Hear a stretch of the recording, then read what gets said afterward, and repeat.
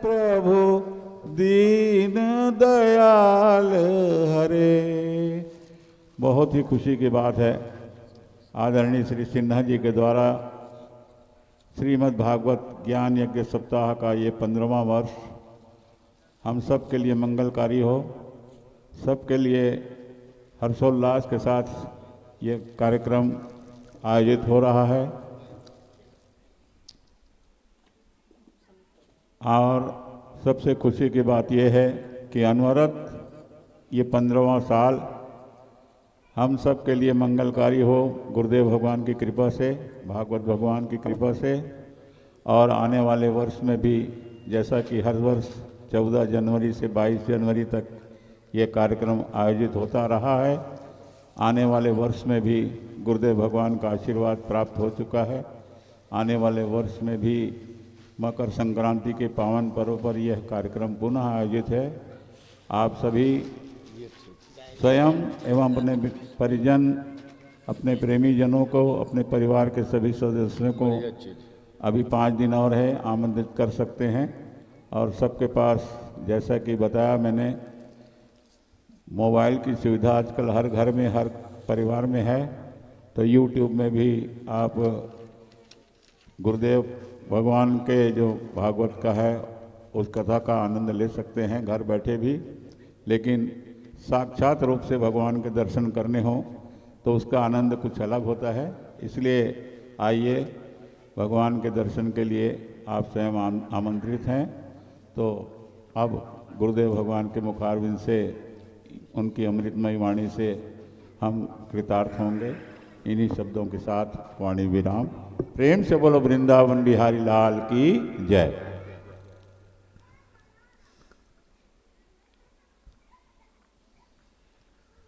गजानन परमाकं गजानन महर्निशम् अनेकदंत भक्तानां एकदंतं उपास्महे। यत्कीर्तिस्तिलकायते त्रिभुवने तापत्रयोन्मूलने।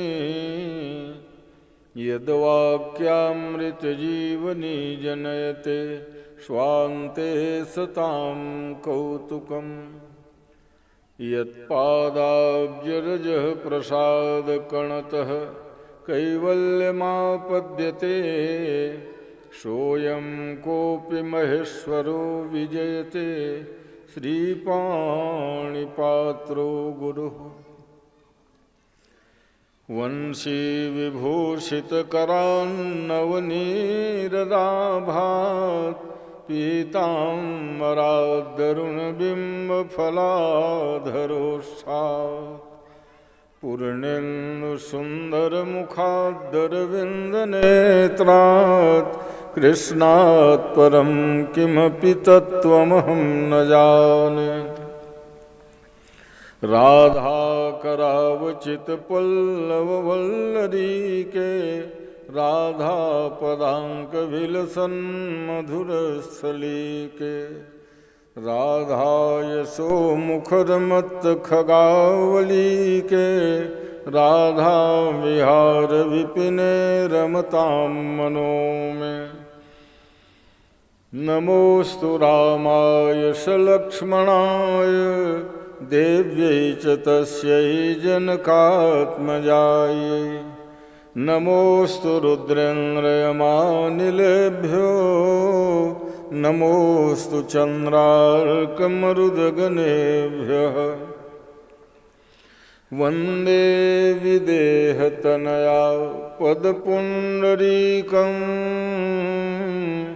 कैशोरसौरभसमाहितयोगिचित्तम् हन्तुं त्रितापमनिशं मुनिहंससेव्यं सन्मानशालिपरिपीतपरागपुण्यम्। यत्र यत्र रघुनाथकीर्तनं तत्र तत्र कृतमस्तकाञ्जलिं बाष्पवारि परिपूर्णलोचनं मारुतिं नमत राक्षसान्तकम्। या देवी सर्वभूतेषु शक्तिरूपेण संस्थिता नमस्तस्यै नमस्तस्यै नमस्तस्यै नमो नमः। ज्ञानिनामपि चेतांसि देवी भगवती सा बलादाकृष्य मोहाय महामाया प्रेक्ष्यति। नारायणं नमस्कृत्य नरं चैव नरोत्तमं देवीं सरस्वतीं व्यासं ततो जयमुदीरयेत्। ॐ मनमङ्गलमोदमचावति हंसनचावति धावति आवति। काग के ज्ञान की ज्योति जगावती भाव की बीन बजावती आवती। सोम प्रभाकर की प्रभालावती चंदन में छवि छावती आवती। वेद शास्त्र रस गावती आवती भारती भीति भगावती आवती। हे हनुमान महाबलवान कृपा के निधान सुजान प्रभो। मम काज कहाँ यति भारी तुम्हें जब लीन उठाए पाषाण प्रभो। तुम जानत हो सबके जिय की तेहते नई कीन बखान प्रभो। हिय की अभिलाष सुपूरी करो निज दास प्रमोद ही जानि प्रभो। बोलिए भक्तवत्सल भगवान की उमापति महादेव की जय। पवन सुत हनुमान की जय। समस्त ग्राम देवताओं की जय। गढ़भेड़ा बाबा की जय। अपने अपने गुरु माता पिता की हर हर महादेव।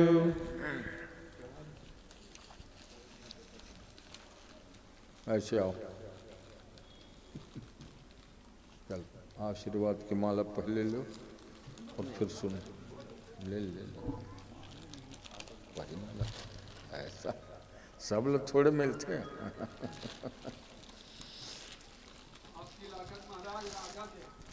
हैं? वाह, तो पड़ोसी है। ठीक है। आओ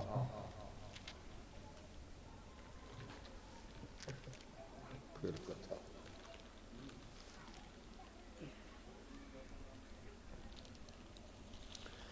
आइए भगवान नाम कीर्तन के द्वारा मन को समाहित करें और उसके बाद भगवत पादारविंद में प्रेम बढ़ाने वाली हरि भक्ति रसवर्धिनी कथा का श्रवण करेंगे। श्री राम जय जय राम। श्री राम जय जय राम। श्री राम जय जय राम। श्री राम जय जय राम। सीता राम मनोहर जोरी। सीता राम मनोहर जोरी। मनोहर जोरी मनोहर जोरी मनोहर जोरी मनोहर जोरी। दशरथ नंदन जनक किशोरी। दशरथ नंदन जनक किशोरी। राधे श्याम मनोहर जोरी। राधे श्याम मनोहर जोरी। नंदन वृषभानु किशोरी नंदनंदन वृषभानु किशोरी जय जय जय हनुमान गोसाई जय जय जय हनुमान गोसाई कृपा करहु गुरुदेव की नाई कृपा करो गुरुदेव की नाई जय जय गिरिवर राज किशोरी जय जय गिरिवर राज किशोरी जय महेश मुख चंदु चकोरी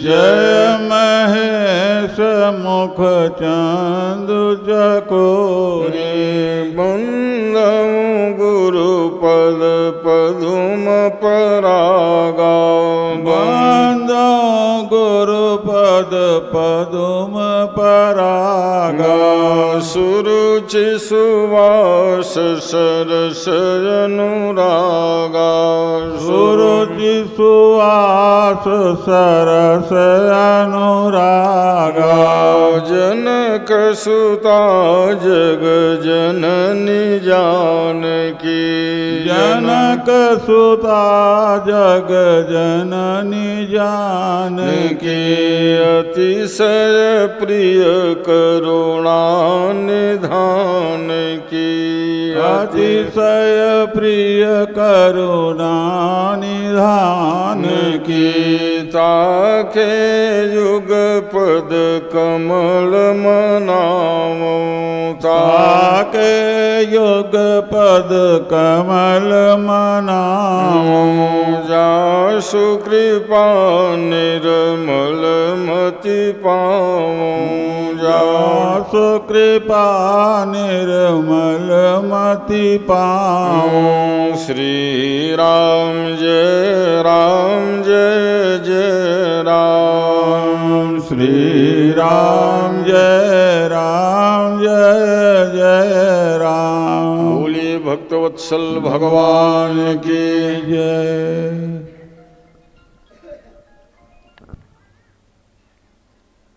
मंगलमय परम पावन श्रीमद् भागवती कथा के आयोजक श्री रामेश्वर सिन्हा जी, उनके परिवार के सदस्य वृंद, भगवत चरण कमल चंचली का स्वरूप आत्मस्वरूप मेरे अभिन्नात्मा श्रोता बंधुओं, श्रद्धामयी ममतामयी माताओं तथा बहनों, श्री दयालु राम जी गोस्वामी जी, मंच संचालक श्री भाई सुंदरलाल जी, समस्त लोगों का आयोजक परिवार की ओर से स्वागत अभिनंदन है और व्यासपीठ की ओर से हमारी मंगल कामना है सबके प्रति, सबका उत्कर्ष हो, दिनों दिन उत्तमोत्तम उत्कर्ष को प्राप्त करें, अपनी मानव जीवन की धन्यता को सार्थक करें। परम पावन माघ का महीना, मकर के अर्क और उसमें भागवती कथा का 15वां वर्ष है। व्यक्ति एक बार दो बार तीन बार खराब कहता है अब तो हम कृतकृत्य भय, मगर भगवान की प्रेरणा इनके अंतःकरण को ये दी कि वहाँ गिनती वगैरह क्या करना, होने तो जब तक शक्ति है सामर्थ्य है, तो ये बहुत बड़ी चीज है ना। इसलिए भगवान के भजन कथा खूब सुना करो। रोज बतलाता हूं कि महादेव जी महाराज ने राम जी से मांगा, देहु सदायन पायनी भगति सदा सत्संग। एक तो भगवान राम जी ने कहा यूँ तो मैं आप ही से मांगता हूँ मगर आज मैं भी दूंगा, क्योंकि एक दूसरे के पुजारी हैं। महादेव जी ने कहा तो आज मांगूंगा, अनपायनी भक्ति दीजिए। और उसके बाद कहा देहु सदा सत्संग, तो राम जी ने कहा जब अनपाइनी भक्ति मांग ही लिया तो सत्संग और मांगने क्या जरूरत थी। तो भोले बाबा ने बताया है भक्ति मिल जाने पर भी अभिमान हो जाता है कि मैं बड़ा भगत हूँ, भगवान के खूब भजन करता हूँ, इसलिए सत्संग मिलते रहना जरूरी है। जब सत्संग मिलता रहेगा तो वो अभिमान नहीं होगा। ये भगवान शंकर जो गुरुओं के गुरु हैं उन्होंने रहस्य को बता दिया। तो जीवन में सबसे बड़ी चीज है आज सत्संग। जिनको सत्संग नहीं मिला वो देख रहे उनकी क्या दशा है। कोई जुआरी, कोई कबाड़ी, कोई नक्सलाइट, कोई आतंकी। और जिनको सत्संग मिला अरे तो वो उनका तो लोक और परलोक दोनों बन गया। लोक और परलोक बनाने का दायित्व ही मनुष्य जन्म को, पशु पक्षी आदि तो ठीक है, ये सब लोग भोग योनि हैं। परम पावन मनुष्य जन्म नर तन सम नहीं कौने उदेहि कहा। इसलिए मनुष्य शरीर के समान और कोई समान नहीं। जो भगवान को भी आत्म साक्षात्कार करते हैं, भगवान को भी अपने पुत्र रूप में प्राप्त करा देते हैं। तो नर हो या नारी हो, मनुष्य जन्म ही मनुज देह मिमम भूवि दुर्लभ। पृथ्वी में मनुष्य जन्म ही दुर्लभ है। और उस मनुष्य जन्म जिसको दुर्लभ कह रहे वो आपको सुलभ है। और सुलभ हो जाने के बाद जब सत्कर्म में वह जीव लग जाता है तो उनका मनुष्य होना सार्थक है। वो अपने को तारता है, अपने पितरों को तारता है, समाज का उद्धार करता है, विश्व का कल्याण करता है। न मालूम कितना दायित्व है उस मनुष्य के ऊपर। मात्र अपने खाने और सोने के लिए मनुष्य जन्म नहीं मिला है सज्जनों, इसलिए दुर्लभ हो मानुषो देह, भागवत जी के श्लोक है। ये भी मनुज देह में भूवि दुर्लभम, ये भी भागवत जी के श्लोक है। और गोस्वामी जी ने तो फिर क्या कहना है, सरस गान किया, बड़े भाग मानुष तन पावा। जिस दिन पावा उसी दिन बड़भागी हो गए। बाद में क्या करते हो इसका तो निरूपण बाद में होगा। मनुष्य जन्म मिला, बड़भागी हो गए। तो आप सब बड़भागी। और बड़भागी इसलिए हैं क्योंकि कथा के अनुरागी हैं।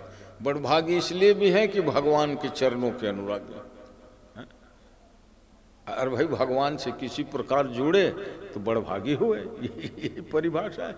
बड़भागी बन अवधय भागी। कौशल्या महारानी ऐसे ज्ञान शक्ति क्या विलक्षण ज्ञान था। इसलिए भगवान राम को बन जाने के समय कहती है कि मैं इसलिए नहीं रो रही हूं बेटा कि तुम बन जा रहे हो। तो क्यों रो रही हो माँ? आंसू तो बहा रही। कौशल्या छत्तीसगढ़ की बेटी, धन्य उसके ज्ञान को।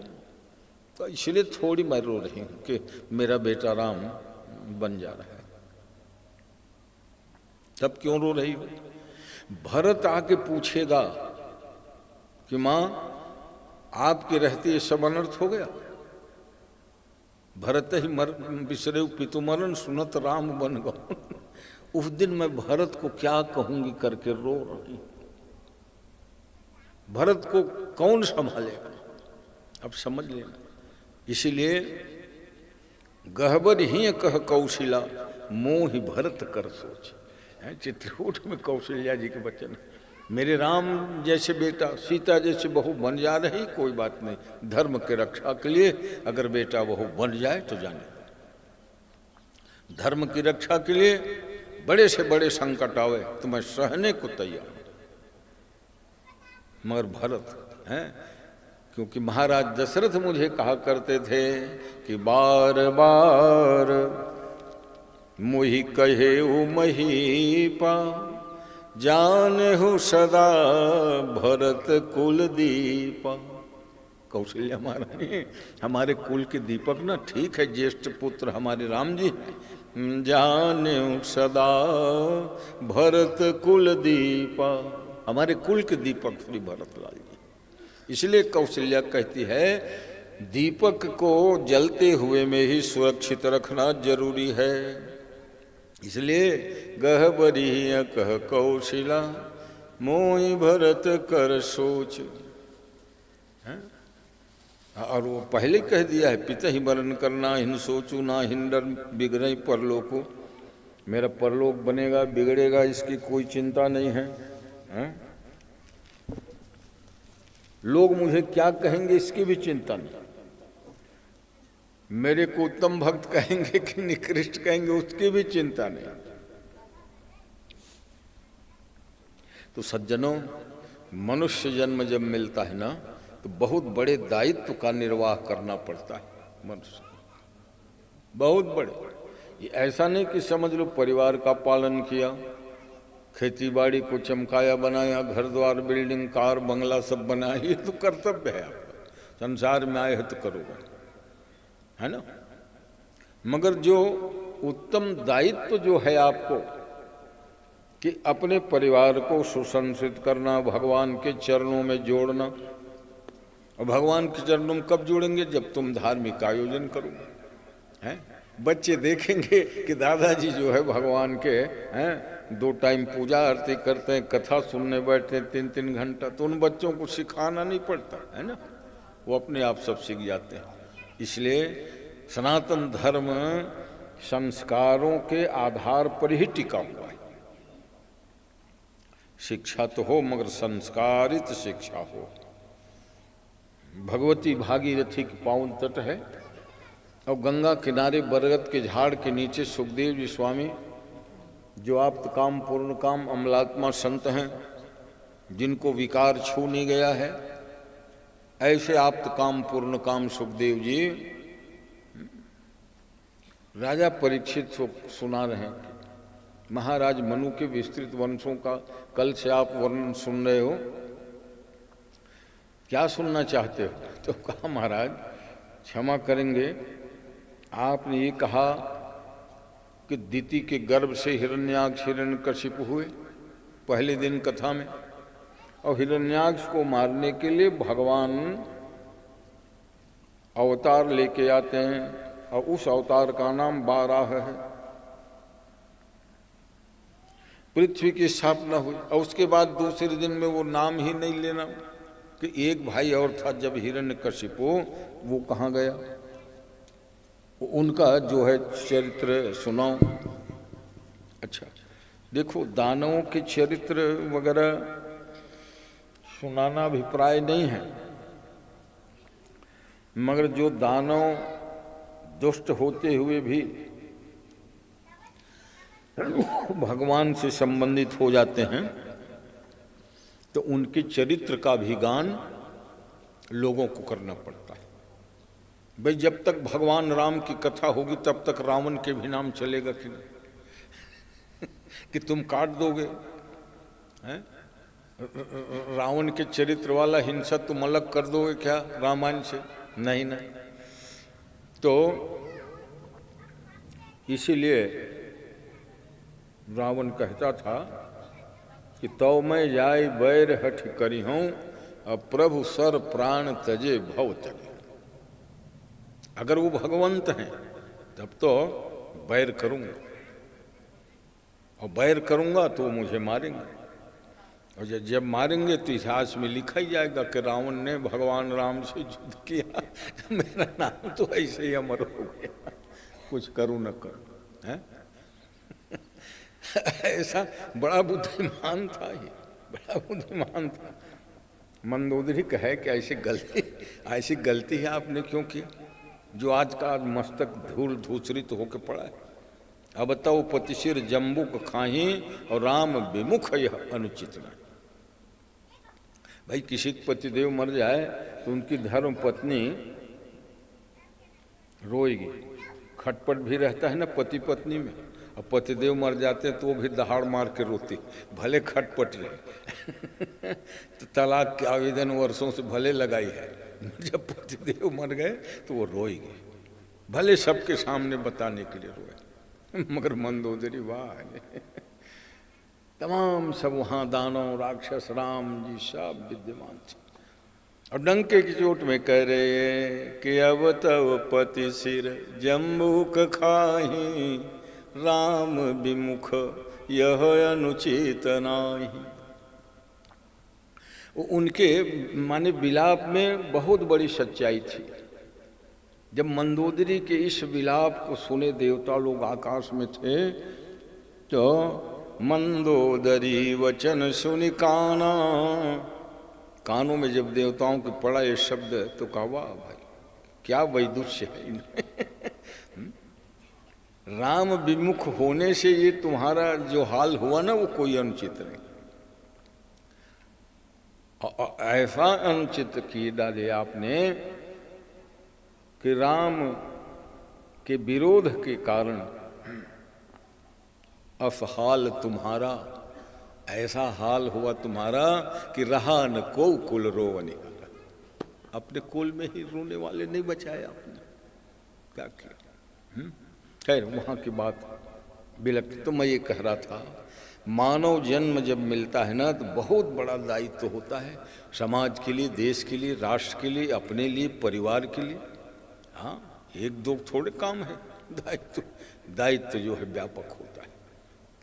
और जो जितने बड़े व्यापक दायित्व को निभाता है संसार में, वो बड़ा भाग्यशाली माना जाता है। कौन नृप होए हमें कहानी करके चुप बैठ जाओगे तो आपने अपने दायित्व को ठीक समझा नहीं। हाँ, इसलिए ये भी दायित्व आपका है कि कौन राजा बने, किसका समर्थन करें, किसका समर्थन न करें, है ना। इसीलिए सत्संग करो। सत्संग करोगे तो विवेक जागता है, और विवेक जागता है तो क्या करना क्या नहीं करना का ज्ञान होता है। सत्संग ही नहीं करोगे तो क्या है, मनमानी किए जा रहे, नहीं करने लायक काम में फालतू सब व्यस्त हैं। कोई अश्लील डांस कर रहा है कोई अश्लील शराब, और बड़े बड़े सब पदाधिकारी बैठे हैं। तो ये क्या कर रहे हो आप लोग। और फिर कौन बताएगा फिर तुम्हारी गलतियों को। एक तो पुण्यशाली हो, बड़े पुण्य किए रहे होगे, इसलिए कोई IPS कोई IAS सब बनते हो हैं। तुम्हारी और बड़ी जवाबदारी है, और उत्तम उत्तम कर्म करो ताकि आपका भविष्य और मंगलमय हो। मगर क्या होता है, पद और धन के जहाँ मद आया और विवेक है नहीं, सत्संग वगैरह सुनना नहीं, वो समझते कि हम ही भाग्य विधाता हैं, तो ऐसे में फिर वो व्यक्ति पथभ्रष्ट हो जाता है। संसार में आए दिन देख रहे घटना घट रही है। हाँ, इसलिए प्रत्येक व्यक्ति को सब छल कपट छोड़कर सत्संग करना चाहिए। सत्संगति दुर्लभ संसारा, निमिष दंड भरी एक बारा। दुर्लभ यदि है कोई वस्तु तो सत्संग है। ईश्वर का, परमात्मा का चिंतन होने लग जाए जहां बैठने से। सत्संगति दुर्लभ संसार, संसार में सत्संग दुर्लभ है। तो सज्जनों, जब सुखदेव जी स्वामी से ये कहा कि महाराज एक भाई के तो भारी आप वर्णन किए और दूसरा भाई को कहाँ किए गौण कर दिए,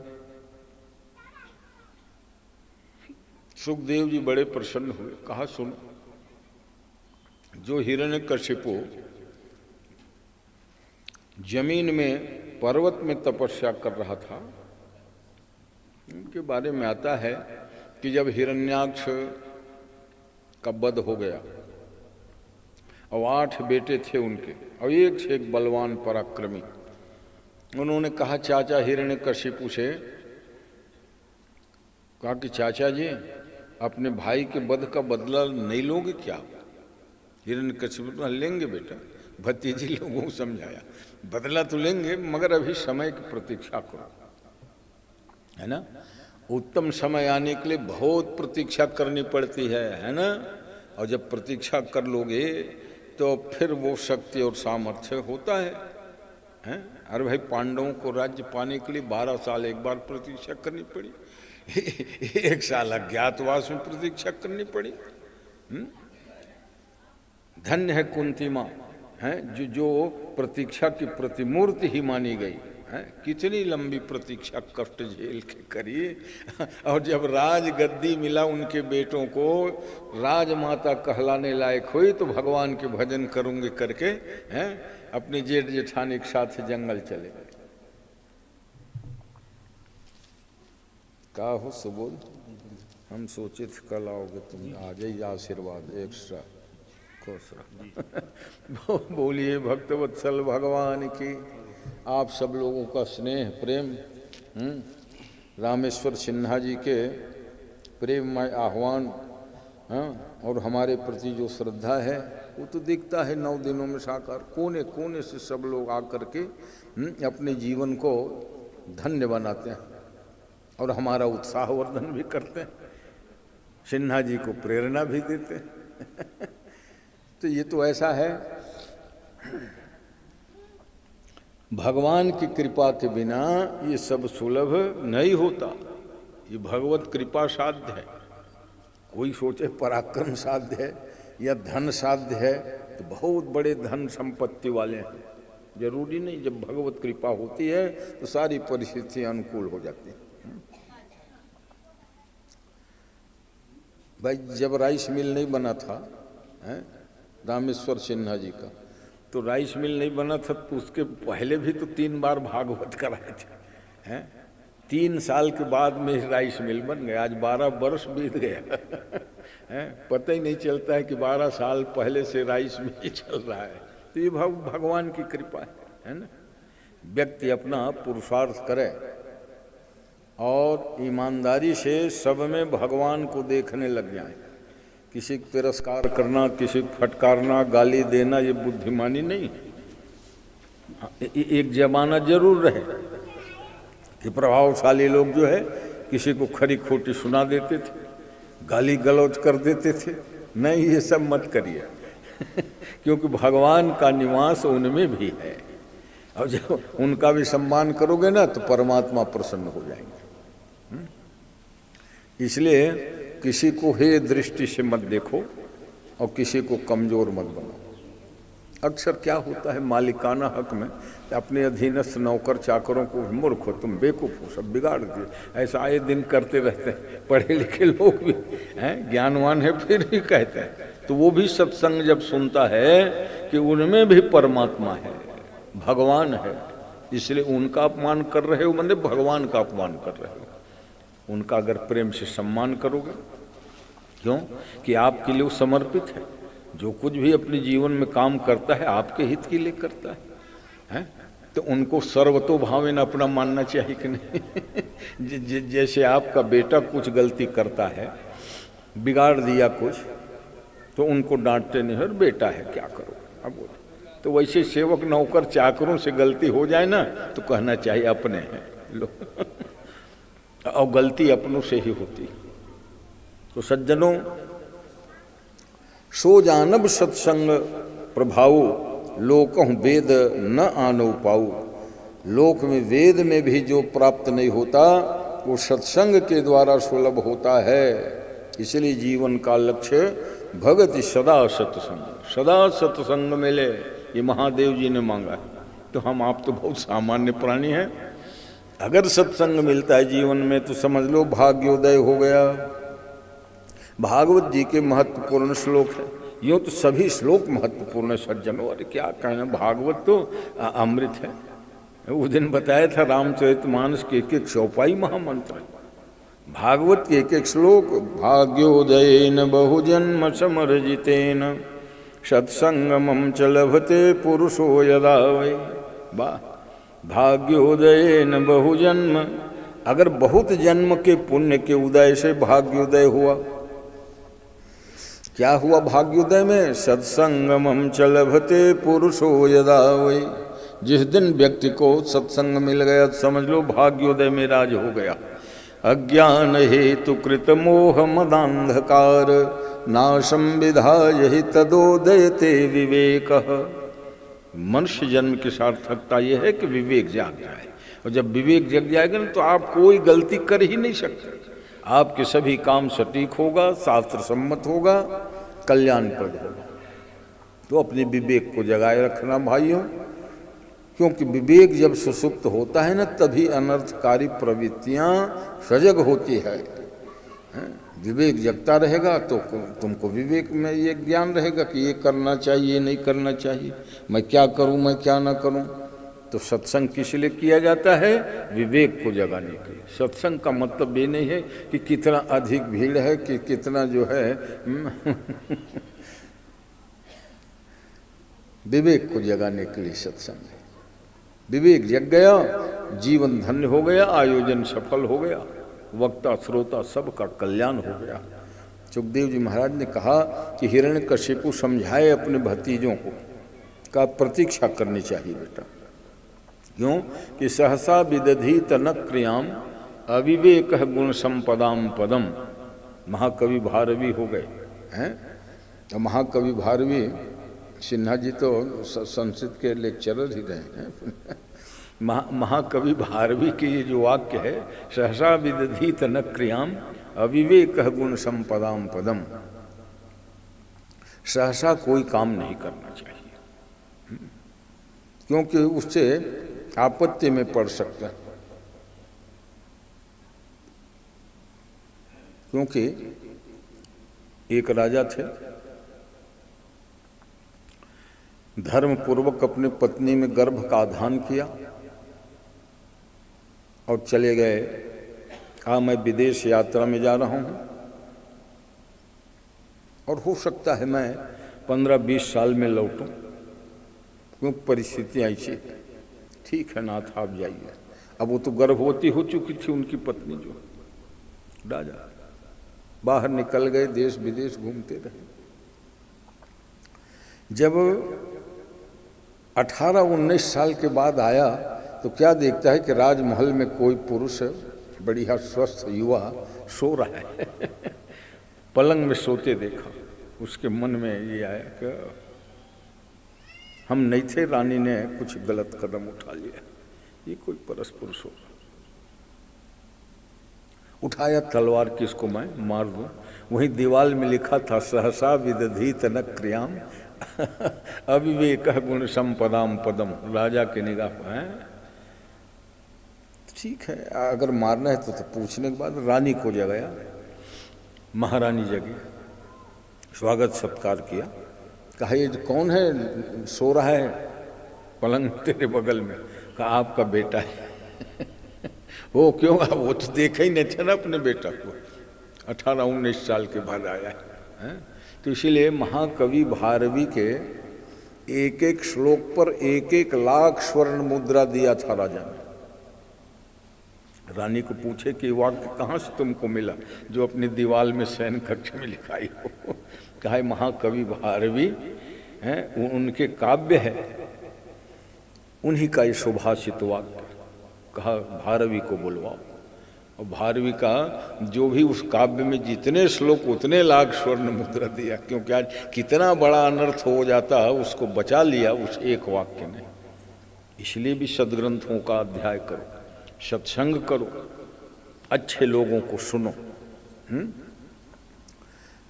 क्योंकि ऐसा है कभी कभी पुस्तक में पढ़ोगे ना, वो पढ़े हुए ज्ञान विस्मरण हो जाता है। देखते हो कई जन बहुत पढ़ते रहते हैं और भूल भाल जाते हैं, मगर सत्संग में जो सुने रहते हाँ वो बिल्कुल हृदय में बैठ जाता है। इसलिए पढ़ाई लिखाई तो करना चाहिए बुद्धिजीवी, मगर सुनना चाहिए। क्योंकि जब हम विद्यार्थी थे और माघ मेला वो महाकुंभ 77 में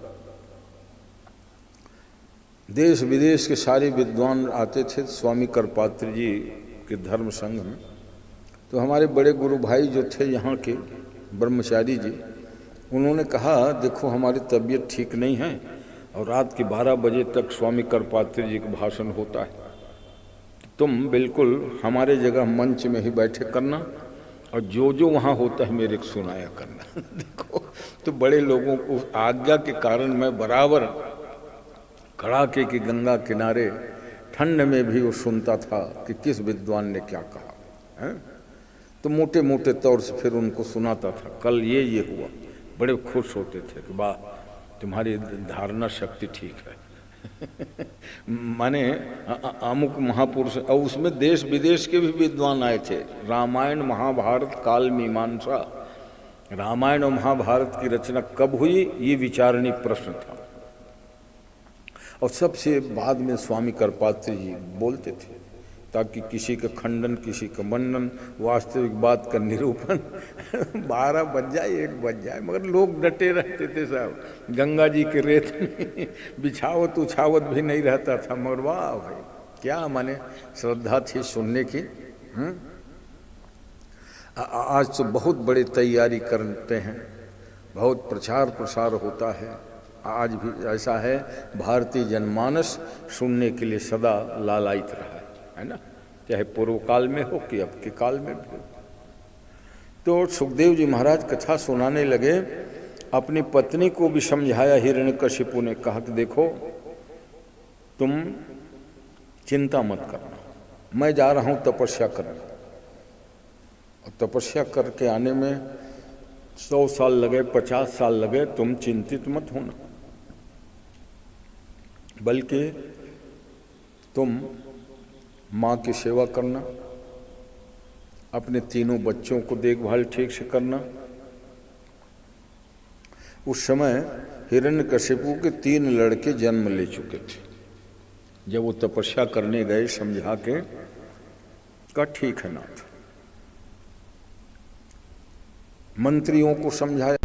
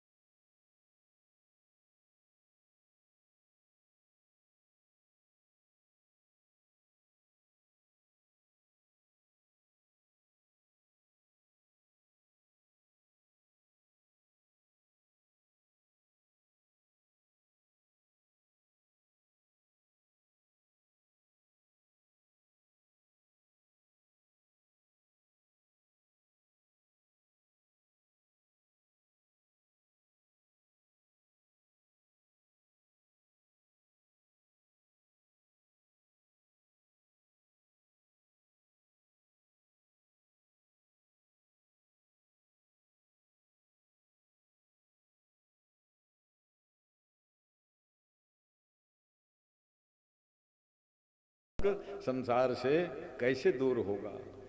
बृहस्पति जी ने कहा ये तो अच्छा है जो दानों के गुरु शुक्राचार्य हैं। अब मैं देवताओं के गुरु का बन गया है? ये देवता कहते गुरु जी ऐसा कर दीजिए, अब ले इनके लिए कुछ करना पड़ेगा, और नहीं तो हरे शिष्य धन सोपन हरि और सो गुरु घोर नरक मह पड़े। ये चेला लोग कहेंगे गुरु जी हमारे ऊपर विपत्ति है और आप कुछ कर नहीं रहे हो। तो क्या किया, देवगुरु बृहस्पति जी बढ़िया तोता के रूप बनाया और हिरण्यकशिपु जी झाड़ के नीचे तपस्या के लिए बैठे, बस अभी अभी शुरू किए थे। वहां बढ़िया सुंदर आवाज में वो तोता बोलने लगा नारायण नारायण, इतना साफ साफ उच्चारण। हिरण्यकशिपु ने देखा है नारायण तो मेरे शत्रु का नाम है, मेरे भाई को मारा था उसने और रूप बदल के मारा था, 12 रूप धारण किया था। देखो तुरंत बुद्धि काम करने लगी, कहां से आ रही आवाज, तो देखा डगाली में तोता बैठा है।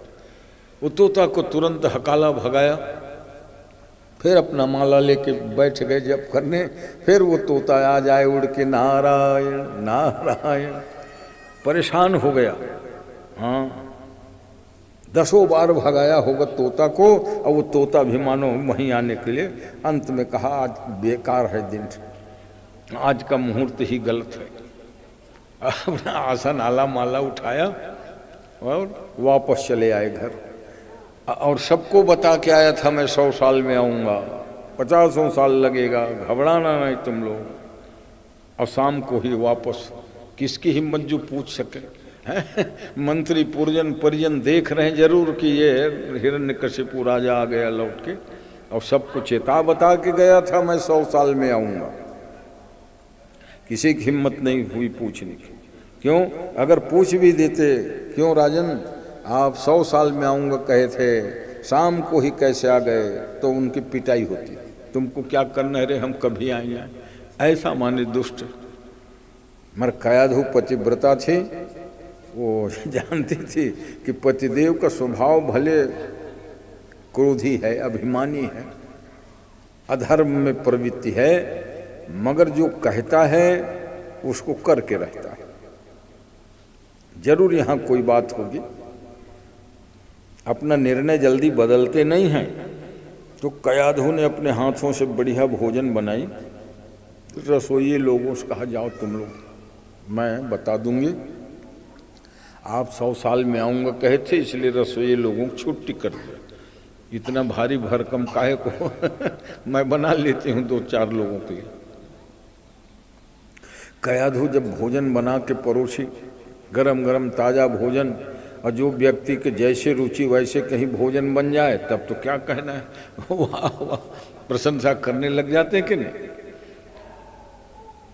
उन्होंने कहा क्या माने व्यंजन बना है आज, बहुत दिनों के बाद तेरे हाथों भोजन मिला है कयाधु। रसोई लोग तो एक से एक कलाकार थे पाक शास्त्र में, मगर कभी नमक ज़्यादा कर दें, कभी मिर्ची ज़्यादा कम कर दें हैं, और तुमने मेरे अनुरूप भोजन बनाया है, बड़ाई करने लगे। अच्छा, भोजन बनाने वाले बड़ाई करना भी चाहिए, ये नीति भी है। तो हिरण्यकशिपु होशियार भी थे, अगर भोजन बनाने वाले तुम बड़ाई कर दोगे ना तो और अति उत्साह से बढ़िया भोजन दूसरे दिन बनाएंगे। भाई साहब लोगों का आदत है नुक्ताचीनी करना है, तुमने बिगाड़ दिया आज ठीक नहीं बना है, तो उनका उत्साह जो है ना फीका पड़ जाता है। हम इतना मर मर के बनाते हैं और कभी बड़ाई नहीं करते, पछताते है ना, तो बड़ाई करना चाहिए। और फिर बड़ाई अपने पत्नी आदि का नहीं, उस अन्न का है, अन्न का बड़ाई करो, सुस्वादु भोजनम। इसलिए हिरण्यकशिपु तो बड़ा नीति निपुण था ही, बड़ाई के कयाधु क्या भोजन किया है तुम बहुत दिनों के बाद। और जब भाप गई हैं कि पतिदेव प्रसन्न है, तो प्रसन्नता के ही मुद्रा में कोई बात कहनी चाहिए। कहा नाथ एक बात पूछूं? कहा पूछो। आप 100 साल में आऊँगा कह के सबको बता के गए थे, आज ही सवेरे गए हो और शाम होते होते वापस आ गए, क्या बात है, क्यों? आपके डर से ब्रह्मा से लगा के दिक्पाल थर्राते हैं, तो किसके डर के मारे आप अपना निर्णय बदले हैं? ये कयाधु का ढंग था पूछने का। हिरण्यकशिपु से वाह, ये पूछने का अच्छा ढंग है, सीधे नहीं पूछ लेते कैसे आप जल्दी आ गए? तो आपके डर में तो सब देवता थर थर कांपते हैं, आप किसके डर से आ गए? ये अच्छा तरीका है। तो कहा सुनो, जब पूछ ही लिए तो बहुत प्रेम पूर्वक सुनो। कहा बताइए। मैं जाके तपस्या करने बैठा और वहीं पर एक बहुत सुंदर तोता नारायण नारायण के रट लगा दिया। मैं उसको भगाता था लकड़ी से, पत्थर मार के भगाता था। 10-5 मिनट न हो पाए फिर आ जाए नारायण, फिर मेरे माला टूट जाए, फिर भगाऊं। ऐसा करते करते परेशान हो गया। शाम हो रही थी, मैं कहा चल घर ही चले, वापस आ गया। कयाधु समझ गई माने पतिदेव का कल्याण हो सकता है, क्योंकि इसके मुंह से पहले बार नारायण सुनी थी। हाँ, कई वर्षों से धर्म पत्नी, क्यों ये जब कयाधु के विदा हुई ना, नागलोक की कन्या है और नाग कन्या सुंदरी तो होती हैं, भक्ति भी रहती है। नाग कन्या की जब विदाई किए सब नागराज वासुकी वगैरह अपने बहन के विदाई में बढ़िया स्वर्ण के सिंहासन और नारायण भगवान की चतुर्भुजी मूर्ति क्यों दिए? ताकि हमारी बेटी जिस घर में जाएगी भगवान की पूजा करेगी। हैं, इनके ससुराल वाले चाहे आस्तिक रहे कि नास्तिक रहें, मूर्ति पूजा विरोधी रहें कि मूर्ति पूजा समर्थक रहें, ये जब हम मूर्ति आज भी इसीलिए कन्यादान में भगवान और ठाकुर जी गोपाल जी हाँ कन्यादान के समय देते हैं। ये अज्ञानता में लोग कहते हैं कि नहीं, आप भगवान को जब साथ में ले आए, दहेज के सब सामान बटोर लेते हो तो भगवान को तो और बहुत है श्रद्धापूर्वक पधराना चाहिए कि नहीं। तो कयाधु जो है भगवान की सुंदर है एक मंदिर बनवा लिए पूजा कक्ष में और सुबह शाम आरती करने लगी। भावपूर्वक गाती थी जय जगदीश हरे। अभी जरूरी थोड़े हिरण्यकशिपु वहीं रहे, वो दरबार में बैठे रहते थे, कहीं गए रहते थे। एक दिन उनको सुनाई पड़ी क्या ये मधुर आवाज कहाँ से आ रही जय जगदीश हरे। अरे जगदीश तो हमारा कट्टर विरोधी दुश्मन उस जगदीश के हरे। सुना ये तो गा रही थी उनकी धर्मपत्नी कयाधु।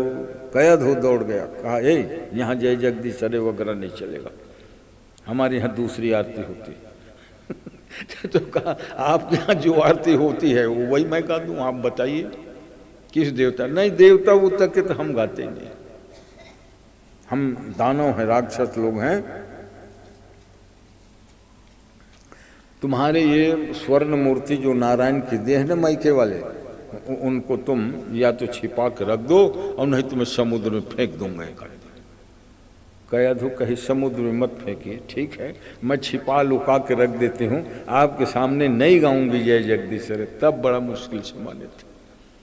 तो आस्तिक धार्मिक संस्कार जिस बिटिया में है और संयोग से नास्तिक घर में ससुराल पड़ जाती, कभी उसको वही जानती है बेचारी कैसे निभाए।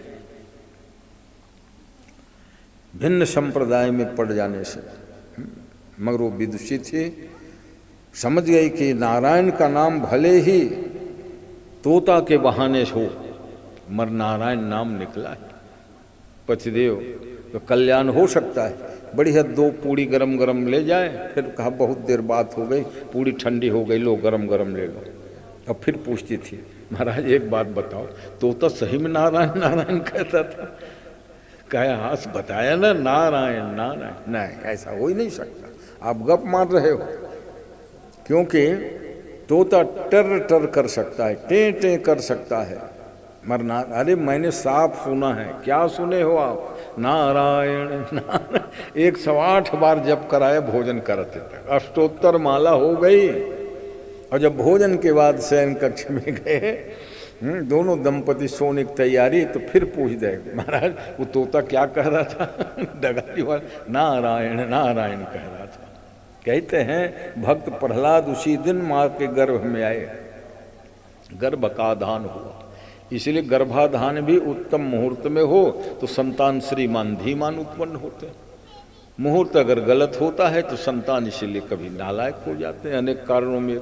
इसलिए गर्भाधान का समय है ना, माने ज्योतिष शास्त्रों में जो निरूपण किया गया मध्य रात्रि से पूर्व ही हो और संध्या काल में कथमपि न हो।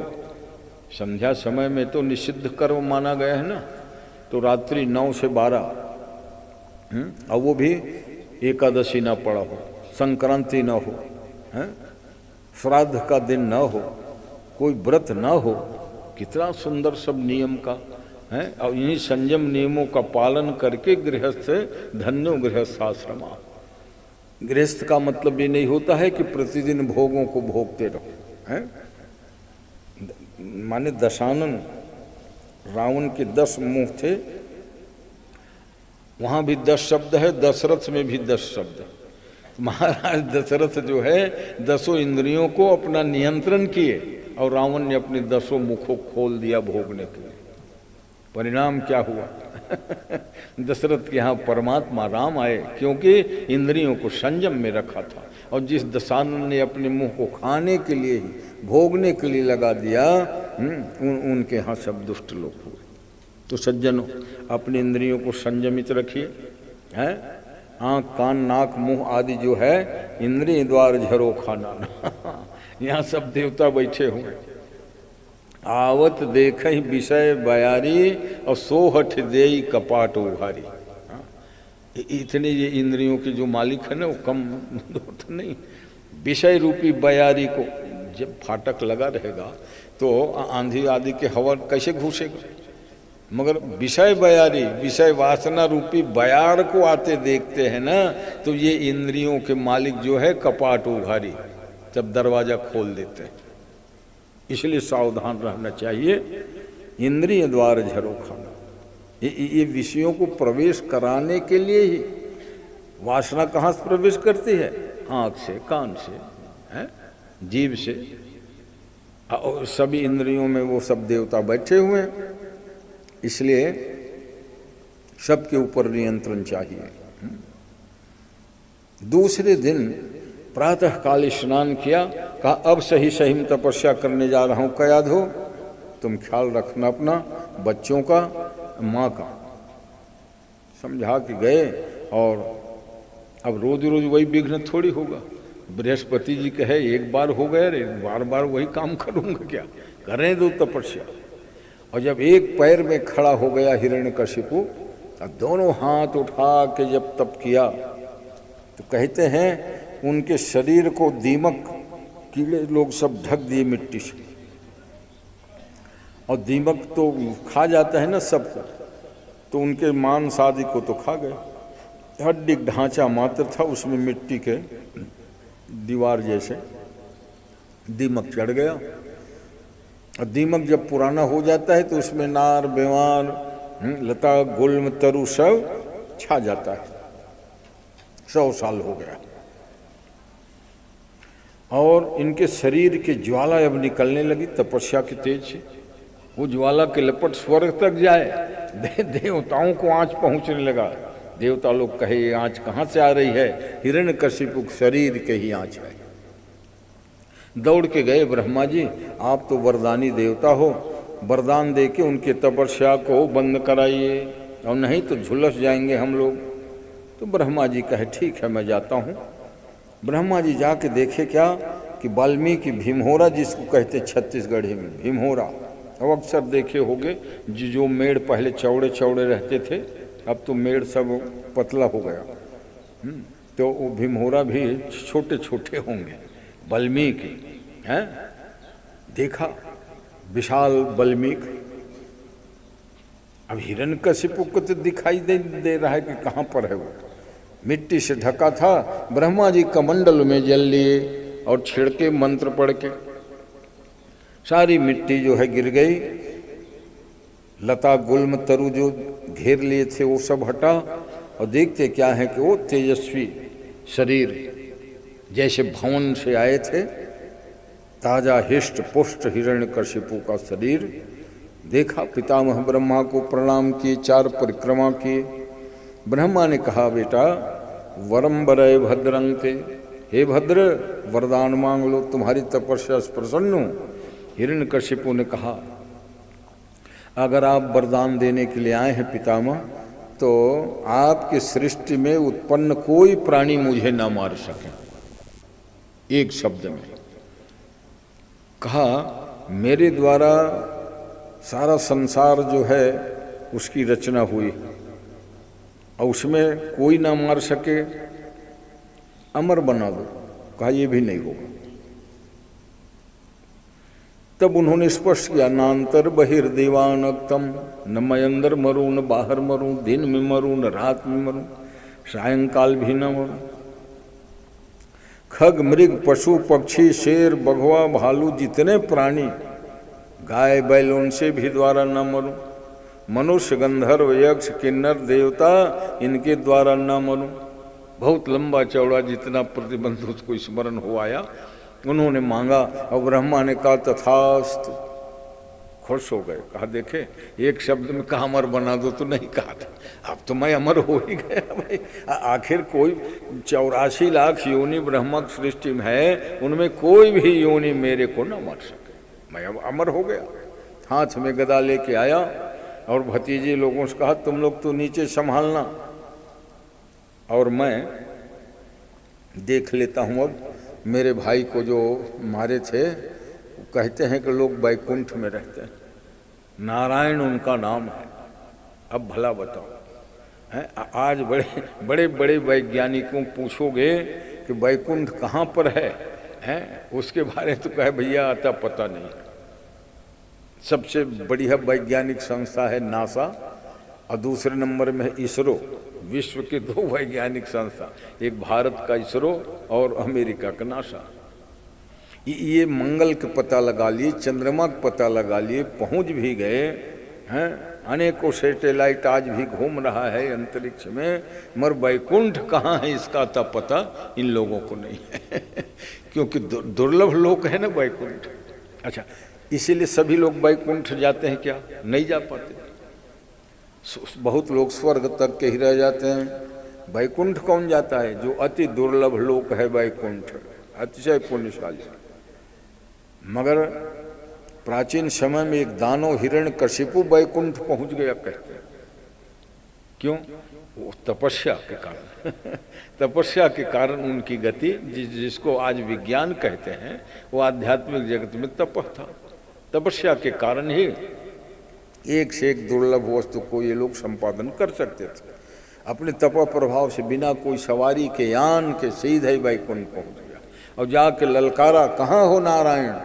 मेरे भाई को 12 रूप धर के मारे थे, आओ हो जाए हमारा आपका संग्राम। भगवान ने कहा, ये दुष्ट जब वैकुंठ आ गया जो सबसे दुर्लभ लोक है, तो अब भाग के मैं कहाँ जाऊं? क्योंकि लड़ूंगा तो ये भी मेरे द्वारा मरेगा नहीं, ऐसा वरदान मांगा अब भाग के जाऊंगा तो कहाँ जाऊंगा? इंद्र लोक, वरुण लोक, यम लोक। तो जब सबसे दुर्लभ लोक वैकुंठ ही पहुंच गया तो अन्य लोग तो इनके लिए सब खिलौना है।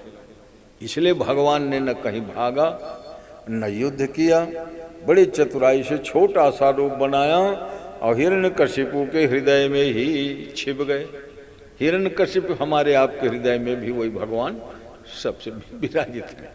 वो विराजित हैं, दिखते नहीं, इसलिए दुनिया के लोगों को भ्रम रहता है भगवान कहाँ हैं। भगवान ने कहा था, अर्जुन अरे मैं तो सबके हृदय में ही बैठा हूँ और लोग घूमते रहते हैं कहाँ है कहाँ है। कहते महादेव जैसे ज्ञानी भले कह दे कहो सो कहाँ जहाँ प्रभु नाही। तुम ही लोग बताओ कहाँ नहीं है भगवान। फिर हम बताएंगे भगवान कहाँ है, तुम बता दो कहाँ नहीं है। तो सब जगह सर्वत्र भगवान है, मगर दिखाई नहीं पड़ते, इसीलिए भ्रम हो गया। हरि व्यापक सर्वत्र समाना, ये अनुभवी वाणी है शंकर की। प्रेमत प्रगट हो ही मैं जाना। भगवान तो व्यापक है, प्रगट होते हैं प्रेम से, और जहाँ प्रेम नहीं है तो भगवान फिर वो दिखते नहीं। अरे भाई, अनेक भक्तों की कथा आती है, आप जानते हो। राम जी के अनन्य भक्त कौन? हनुमान जी। कृष्ण भगवान के अनन्य भक्त सखा कौन? अर्जुन जी। अब दोनों जान रहे हैं कि राम और कृष्ण दोनों एक ही हैं, मगर उपासना भेद से हनुमान जी कहे जय श्री राम। अर्जुन तो भगवान कृष्ण के। तो कथा आती है, एक बार कदली वन में हनुमान जी विराजित थे। वृद्धावस्था, भले वो जानबूझ के रचते हैं, आशीर्वाद में वो कभी वृद्ध तो हुए नहीं। हनुमान जी आज भी युवा है ना? क्यों? कि आशीर्वाद क्या दी थी? अजर जरा नया हुए अमर गुण निधि सूत हो। तो लीला करने के लिए, जैसे कोई वृद्ध ब्राह्मण है, कदली वन में केला खा रहे थे और अर्जुन उसी समय पूजा के लिए फूल लेने पहुंचा। उन्होंने देखा एक बानर फल खा रहा है, खाने तो क्या करना है। मगर जब फूल तोड़ने लगा अर्जुन, भगवान कृष्ण की पूजा के लिए ही फूल है ना, तो हनुमान जी से सामने, ए खबरदार, फूल नहीं तोड़ना। अर्जुन को लगा कि मैं गांडी उधारी, अर्जुन मेरे को खबरदार करने वाला कौन होता है? कहा कौन हो तुम? कहा मैं गांडी उधारी अर्जुन। क्यों तोड़ रहे फूल को? भगवान की पूजा के लिए। भगवान की पूजा के लिए फूल तोड़ने पर कोई मनाही नहीं करते। नहीं, मनाही तो नहीं करते, फिर भी मालिक को पूछ लेना चाहिए। जिसका बाड़ी है, बगीचा है, तुम भगवान की पूजा के लिए क्या सब तोड़ के ले आओगे? पूछना चाहिए। हनुमान जी ने कहा अच्छा तो आप पूछ रहा हूँ, भगवान की पूजा के लिए। कौन भगवान पूजा के लिए? कृष्ण भगवान। हनुमान जी का चल कोई बात नहीं, मेरे राम ही कृष्ण बने, चल ले जा। मगर बैठा है, दोनों अपने अपने प्रभु के भक्त हैं। चक्राहट। फूल तोड़ने तोड़ने में ही बातचीत चलती रही। हनुमान जी ने कहा ठीक है, तुम ले जाओ तोड़ के, मगर मेरे को बिना पूछे तोड़े ना, वो एक प्रकार की चोरी है तुम्हारी। अर्जुन ने कहा जब भगवान की ही पूजा के लिए है तो काहे की चोरी है? अरे जिसकी पूजा के लिए तुम फूल तोड़ रहे हो वो भी चोर तो है, हैं? तो तुम उनके भगत हो। देखो बात बढ़नी होती है। ब्रजे प्रसिद्धम, तुम्हारे भगवान प्रसिद्ध चोर, नवनीत चौरम। अर्जुन को खराब लगा, मेरे भगवान को तुम चोर कह रहे हो, आपके भगवान चोर नहीं है का? ले ये तो भक्तों का विनोद है, जो राम है वही कृष्ण है, मगर दोनों अनुयायी अपने अपने प्रभु के, अब एक दूसरे के भगवान को चोर कहने लगे। क्या आपके भगवान कम चोर हैं? अरे हमारे कृष्ण कन्हैया तो खुलेआम चोरी करते थे, अब आपके तो प्रेम मगन सब खग मृग हो ही, और चले चोरी चित राम बटो ही। राम तो चित्त को ही चुरा लेते थे, हमारे कन्हैया तो माखन चुराए। हनुमान जी का माखन भरे नहीं चुराए, चीर को भी चुराए तुम्हारे भगवान। न दोनों भक्त में अब एक से एक शास्त्रार्थ होने लगा। तेरे भगवान, अब भला बताओ कि किसी महिला के वस्त्र को चुराना भल मनसाहत है कि किसी धर्म संप्रदाय में है? ब्रजे प्रसिद्धम नवनीत चौरम गोपांगनान, गोपियों की चीर भी चुराए थे तेरे भगवान। बात बढ़ गई। अर्जुन ने कहा चीर चुराए तो चुराए, मगर आखिरी में तो आप स्वीकार करो हनुमान जी, ज्ञानी हो। क्या स्वीकार करूं? अनेक जन्मार्जित पाप चौरम, मेरे भगवान अनेक जन्म के पापों को चुरा लेते कृष्ण। चौराग्रगण्यम पुरुषम नमा। अब दोनों भक्तों में कहा सुनी बातचीत बढ़ गई। तो अरे तुमको मालूम है मेरे प्रभु राम, और उसके नाम लिख दिए पत्थर में, पत्थर तैर गया, पुल बन गया जो सदा सदा के लिए विद्यमान है। हनुमान जी ने अपने प्रभु की बड़ाई की, तो वो कौन सी बड़ी बात है? वो पुल बन गया। श्री रघुवीर प्रताप ते सिंधु तरे पाषाण, आप सब लोग पढ़ते हो। सागर देवता ने कहा था नाथ नील नल कपि दो भाई, और लरी काई ऋषि आशीष पाई। बचपन में नल नील को आशीर्वाद मिला है महात्माओं का, क्या कि तिनके परस किए गिरि भारे, और तरी हैं जलद प्रताप तुम्हारे। समुद्र देवता ने कहा। अर्जुन ने कहा वो तो नल नील की विशेषता थी, तेरे प्रभु राम नाम की कहाँ वहाँ विशेषता थी? तिनके परस किए गिरि भारे। नल नील स्पर्श करते थे वो पत्थर तैरते थे। कथा आती है, कभी कभी मैं भी बताया हूँ कि भगवान राम ने देखा मेरे नाम लिख के जो पत्थर छोड़ते हैं तैरने लगते हैं, तो मैं भी छोड़ के देखूं, मगर सबके सामने नहीं। सबके सामने में कहीं नहीं हुआ ना तो बड़ी फजीहत होगी। मेरे नाम पर जो विश्वास है इन वानर भालुओं का, वो अविश्वास हो जाएगा। तो इसलिए 5 प्रगट नहीं, एकांत में जाना पड़ेगा। अकेले में भगवान थोड़ी दूर बढ़े, मगर हनुमान जी की निगाह तो थी प्रभु राम जी कहाँ जा रहे हैं। और दूर तो आ गए, अब कोई थोड़ी देख रहा है। एक पत्थर को भगवान ने छोड़ा, वो पत्थर डूब गया। पत्थर डूबा तो बड़े आश्चर्य में भगवान, हनुमान जी छुपे छुपे पहुंच गए। हनुमान कुछ देखे थोड़े तुम? कहा नहीं, कुछ नहीं देखो। हाँ तो किसी को बताना मत। कुछ देखा नहीं तो बताऊंगा क्या? कहा किसी को मत बताना हनुमान, मेरे नाम से अविश्वास हो जाएगा। भक्त लोग जो विश्वास करते हैं आज कि श्री रघुवीर प्रताप ते सिंधु तरे पाषाण, या विश्वास न हो जाए। हनुमान जी ने कहा मैं सब देखूं। तो कहा मत बताना किसी को।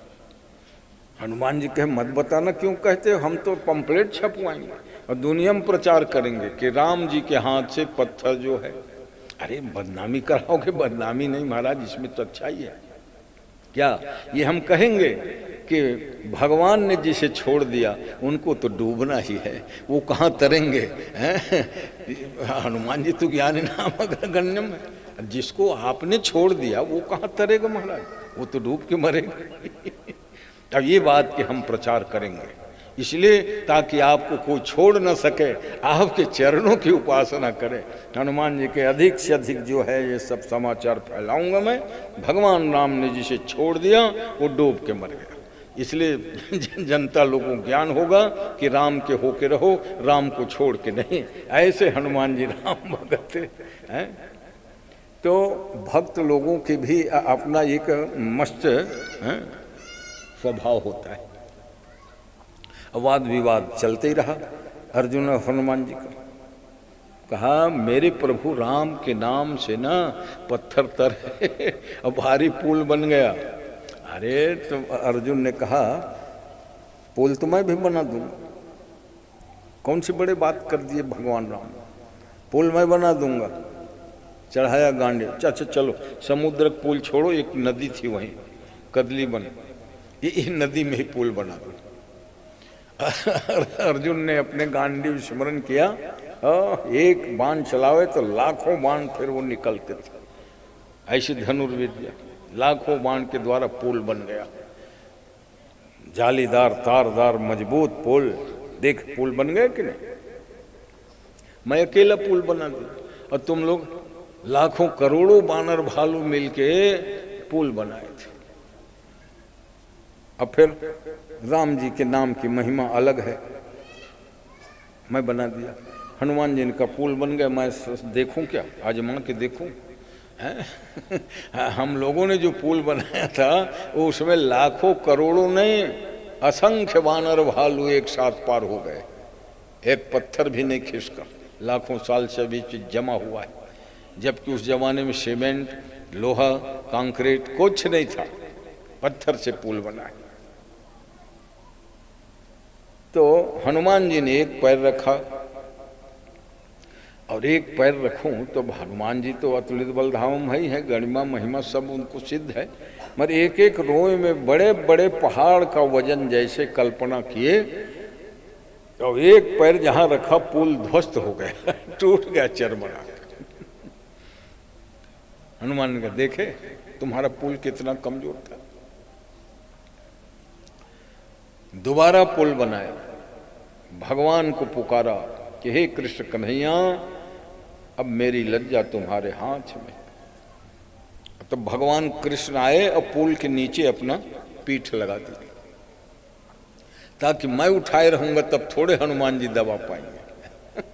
मगर हनुमान जी करोड़ों पर्वत अपने एक एक रोम में मानो बांध के जय श्री राम कह के रखा, वो पुल फिर ध्वस्त हो गया।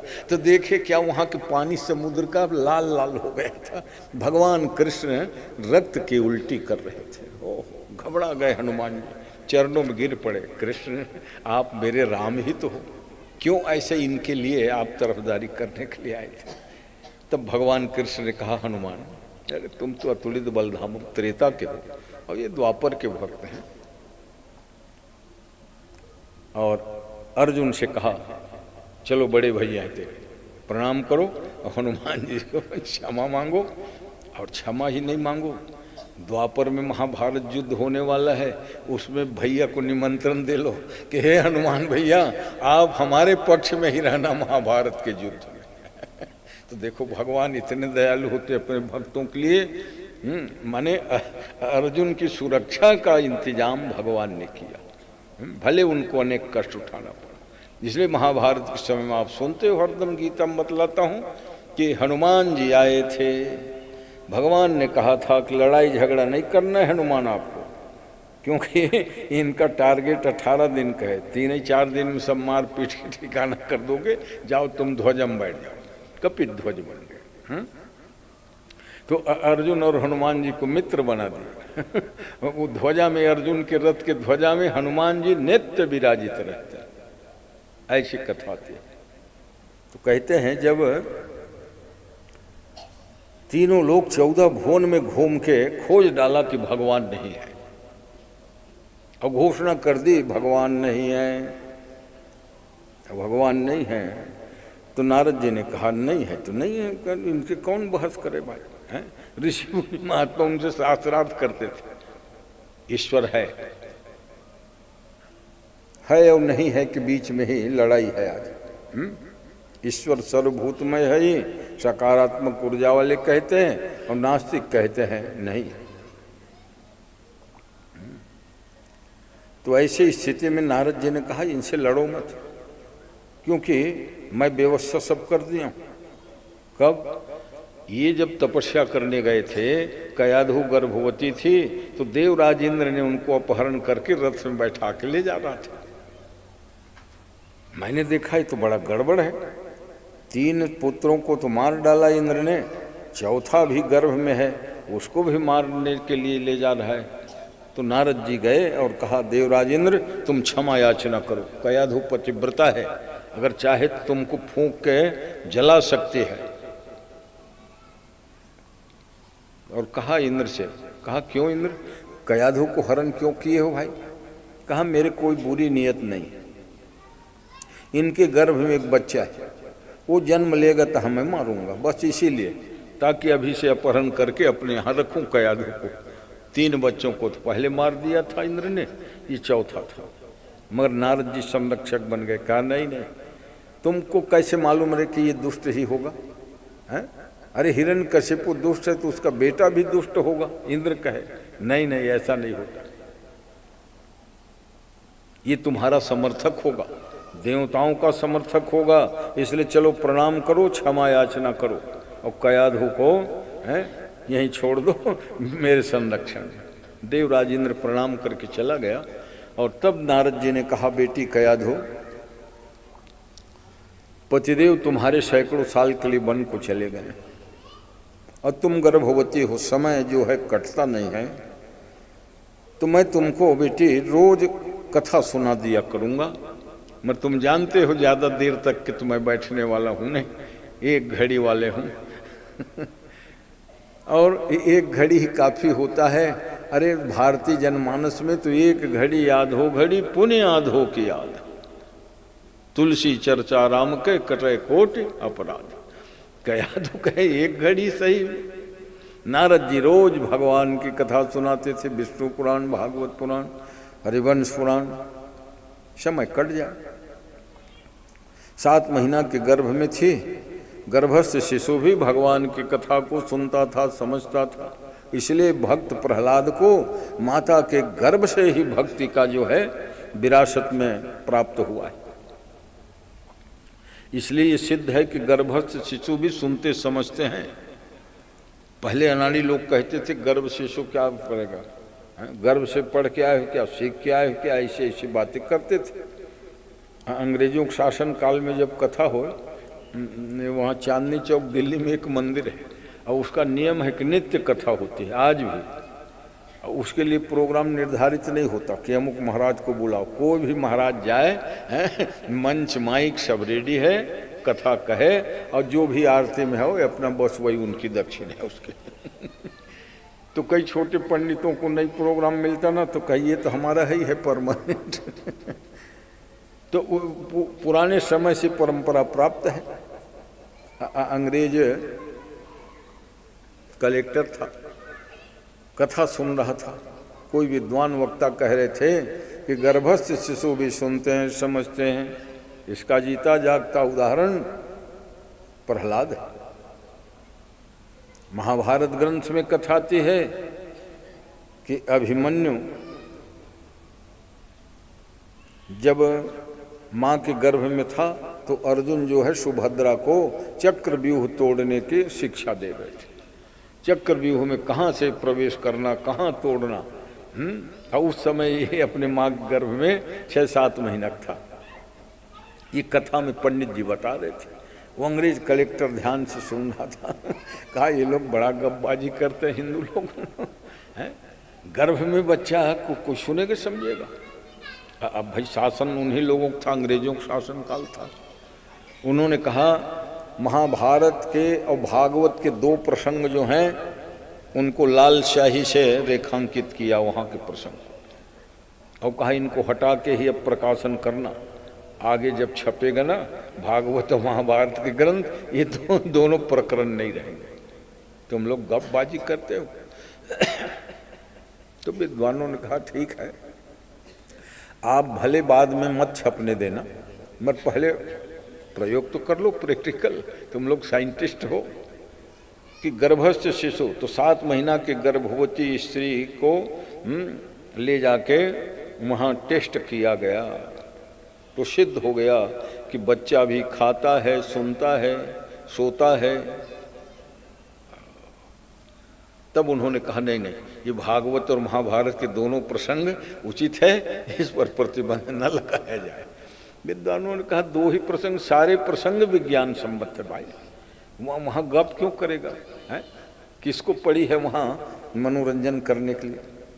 सुखदेव जी साहब कह रहे हैं, व्यास जी साहब कह रहे हैं, सत्यम परम धीमहि, इसमें जो कुछ भी मैं कह रहा हूँ सत्य ही कह रहा हूँ।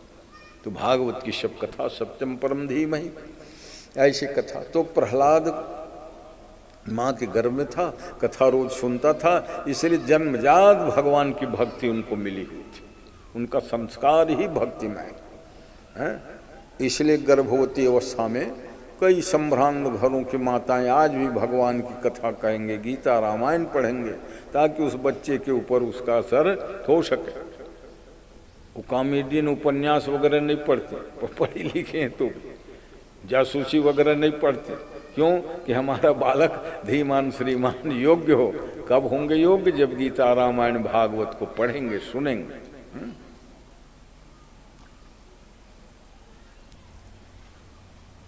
नाम कभी कभी नहीं लिया जाता, अनेकों उदाहरण मेरे जीवन के हैं। तो सज्जनों, प्रहलाद का इसीलिए जब जन्म हुआ तो बचपन से ही भगवान नाम की अद्भुत महिमा कोट कोट के भरी थी। और हिरण्यकशिपु ने इसीलिए कहा था कि तीनों लोक में खोज मारा भगवान नहीं है, तो एक काम करो, अगर होंगे तो वेदों का खंडन करो, यज्ञ का विध्वंस करो। यदा देवी सुवेदेशु गोषु ब्राह्मण में च, मैंने तो खोज लिया भगवान नहीं है। मान लो कहीं होंगे तो उनको आना पड़ेगा। कब? जब तुम ब्राह्मणों को, गायों को मारोगे, पीटोगे, तकलीफ दोगे, यज्ञ को विध्वंस करोगे, मंदिरों को तोड़ोगे, तो कहीं भी होंगे, उनको आना पड़ेगा। देखो हिरण्यकशिपु ने, तो इसीलिए करही अनीति जाई नहीं बरनी, वो दानव लोग ऐसे अनीत करने लगे।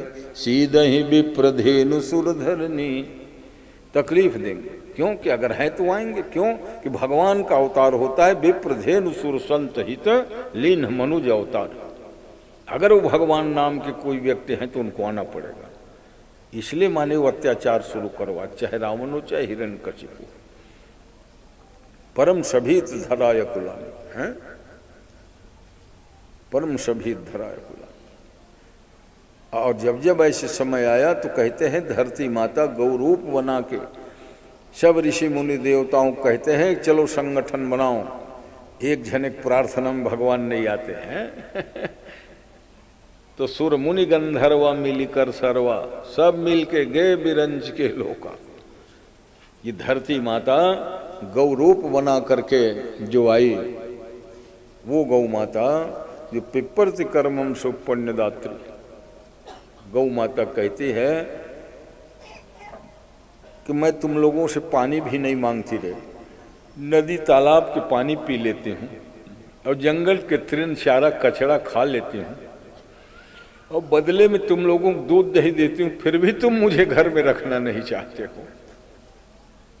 गौ माता कहते हैं तृणान, वनों में गौ माताएं चारा चर के आ जाते हैं, नदी तालाब के पानी पी लेती हैं, उसके बाद भी क्या मैं वध के लायक हूं? उस सारे जनता से प्रश्न कर रही है, तुम लोग थोड़ा बहुत मान लो पैरा भूसा दे भी देते हो और नहीं देते तो हम अपने चारा की व्यवस्था स्वयं कर लेते हैं जंगल में परिया में, क्या मैं वध के लायक हूं? तुमको हम दूध देते हैं और दूध जो है अमृत है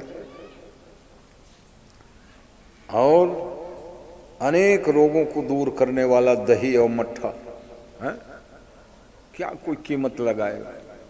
और रसायन घृत है ना, शाकाहारियों में सबसे उत्तम रसायन और विटामिन घृत में है? मांसाहारियों को तो भ्रम है कि अंडे फंडे में होता होगा विटामिन, जबकि कुछ नहीं होता है। वो तो वैज्ञानिकों ने परीक्षण करके देख लिया और मुक्त कंठ से आधुनिक वैज्ञानिकों ने कहा है कि गोघृत में सारे विटामिन आपको मिलेंगे, इसलिए हाँ मगर ज्यादा नहीं खाना चाहिए, एक चम्मच से घृत अमृत कहा गया। तो गौ माता कहती है कि पैरा भूसा खा के नदी तालाब के जल पी के जंगल में चर के तुम लोगों को मैं दूध दही घृत देती हूँ, क्या मैं वध के लायक हूँ? तुम्हारा फर्ज नहीं बनता मेरी रक्षा करने का है? और इसका उत्तर किसी के पास ही नहीं, सब ताक रहे और गौ माता जो है सबको धिक्कार रही है। जिस गौ माता के सहलाने से तुम्हारा बीपी रोग दूर हो जाता है, गौ माता के कल कंबल को खुजलाने से निसंतान दंपति को संतान मिलता है, पीठ को खुजलाने से। अब फिर तुम गौ माता को कभी पुचकार के दुलार के खुजला के तो देखे नहीं हो ना क्योंकि वीआईपी हैं, हम कहाँ छुएंगे? और हाँ हमने तो देखा है गौ माताओं के गले से लग के उनके सींग का पूंछ का प्रत्यक्ष माने प्रमाण है। बहुत बड़े संकट के संकट में भी रहोगे और गौ माता के चरणों को कहीं तुम दबाने लग जाओ, पीठ को सहलाने लग जाओ, सारी समस्या दूर हो जाती है। अरे वो साक्षात कामधेनु है भाई, कामधेनु है, वो गाय भरे नहीं है, समस्त कामनाओं की पूर्ति कराती है। मर दुर्भाग्य है देश का, पाश्चात्य संस्कृति में पढ़ के बूचड़ खाना जब से बना गायों की हत्या होने लगी। पहले लोग बड़ी श्रद्धा से हर व्यक्ति जो है गाय रखता था, समय आ गया तो बांधते थे, समय आ गया तो तो अब चारागाह नहीं बचा, चरवाह तैयार नहीं है इसलिए कोई भी शासनकाल व्यवस्था तो किए गायों के लिए, गोठान सब व्यवस्था की, 5-5 एकड़ जमीन दिए थे पूर्व शासन काल में। वर्तमान शासन काल भी कहता है कि गोठानों में ही गायों को रखो, पैरा दीजिए, मगर कोई कुछ ध्यान नहीं देता। जबकि उसके हाँ वो जो परंपरा से गौशालाएं हैं देश में, मैंने गौशाला शुरू किया सन 5 में तो 18 गौशाला थी, रिकॉर्ड मेरे पास सब है तो लोग कहते थे शास्त्री जी के ही गौशाला खोलने से आज 120 गौशालाएं हैं और दिनों दिन जो है खोल रही है 120, वो ऊपर होने वाला है बल्कि। तो लोग कहेंगे शास्त्री जी ने क्या किया? भाई कथा भरे कहते हैं, कथा नहीं, मैंने गौशाला खोल के लोगों को प्रेरित किया कि जब शास्त्री जी भागवत कथा गा के 250 गायों की रक्षा कर सकते हैं तो आप तो धीमान श्रीमान। और इसलिए फिर देखा देखी बेरला में, खमरिया में, अंबिकापुर में जो गौशालाएं खुली वो सब इसी प्रेरणा के द्वारा। हाँ और इसीलिए गौशाला का नाम भी मैं कुछ रख सकता, मगर गुरुदेव स्वामी करपात्री जी से बढ़कर के कोई गो भक्त वर्तमान युग में नहीं हुए, जिन्होंने 15 लाख लोगों को एकत्रित करके गो हत्या बंद करने के लिए विशाल जागरण चलाया था, मगर विडम्बना थी वो सफल नहीं हो पाया, है ना। गोलियां चली, कई साधु संत मरे, कई गायें मरी, आदि आदि सब घटनाएं। सज्जनों, तो अपना भरसक प्रयास करो भाई गौ माताओं को संवर्धन है।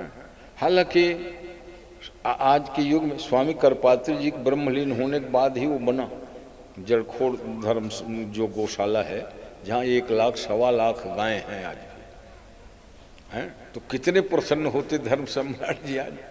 और वो जो बाबा जी चलाते हैं ना उस गौशाला को, तो पथपेड़ा, वहाँ 1.25 लाख गाय, और वो अपना फोटो नहीं खींचवाता इसलिए कोई नहीं जानता कि पथपेड़ा वाले बाबा जी कौन है जो गौ सेवा करता है, कैमरा से दूर रहता है, दूरदर्शन से।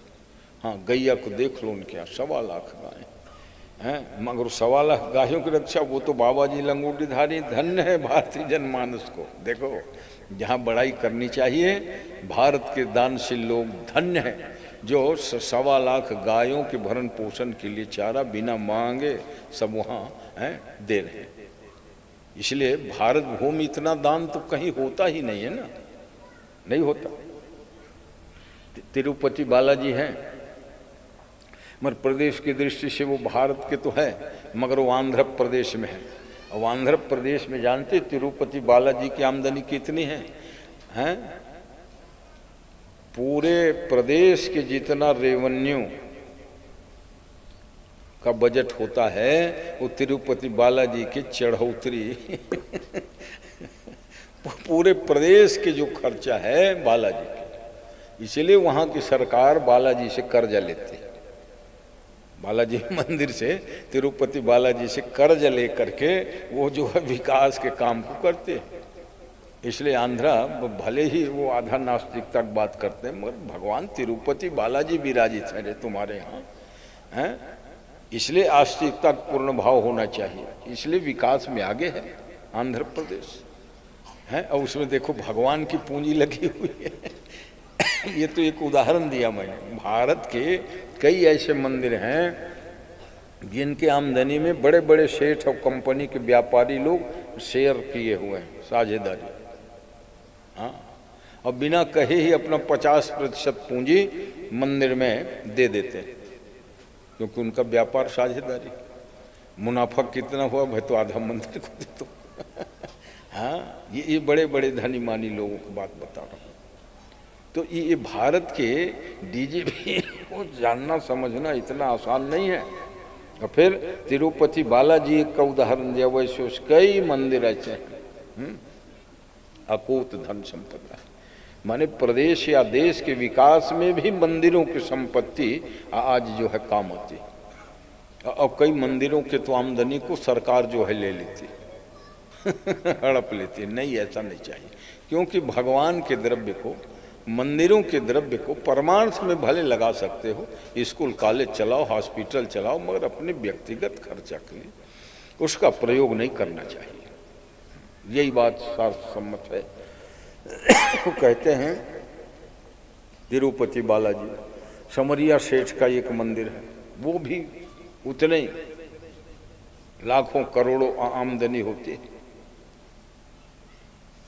श्रीनाथ जी हैं, धन्य है भाई, भारत के आस्तिकता को, श्रद्धा को हैं, कहीं सोने के पतरा मंदिर में चढ़वा दी, सोमनाथ में स्वर्ण मंडित करा दो, विश्वनाथ को स्वर्ण मंडित करा दो, क्या हैं?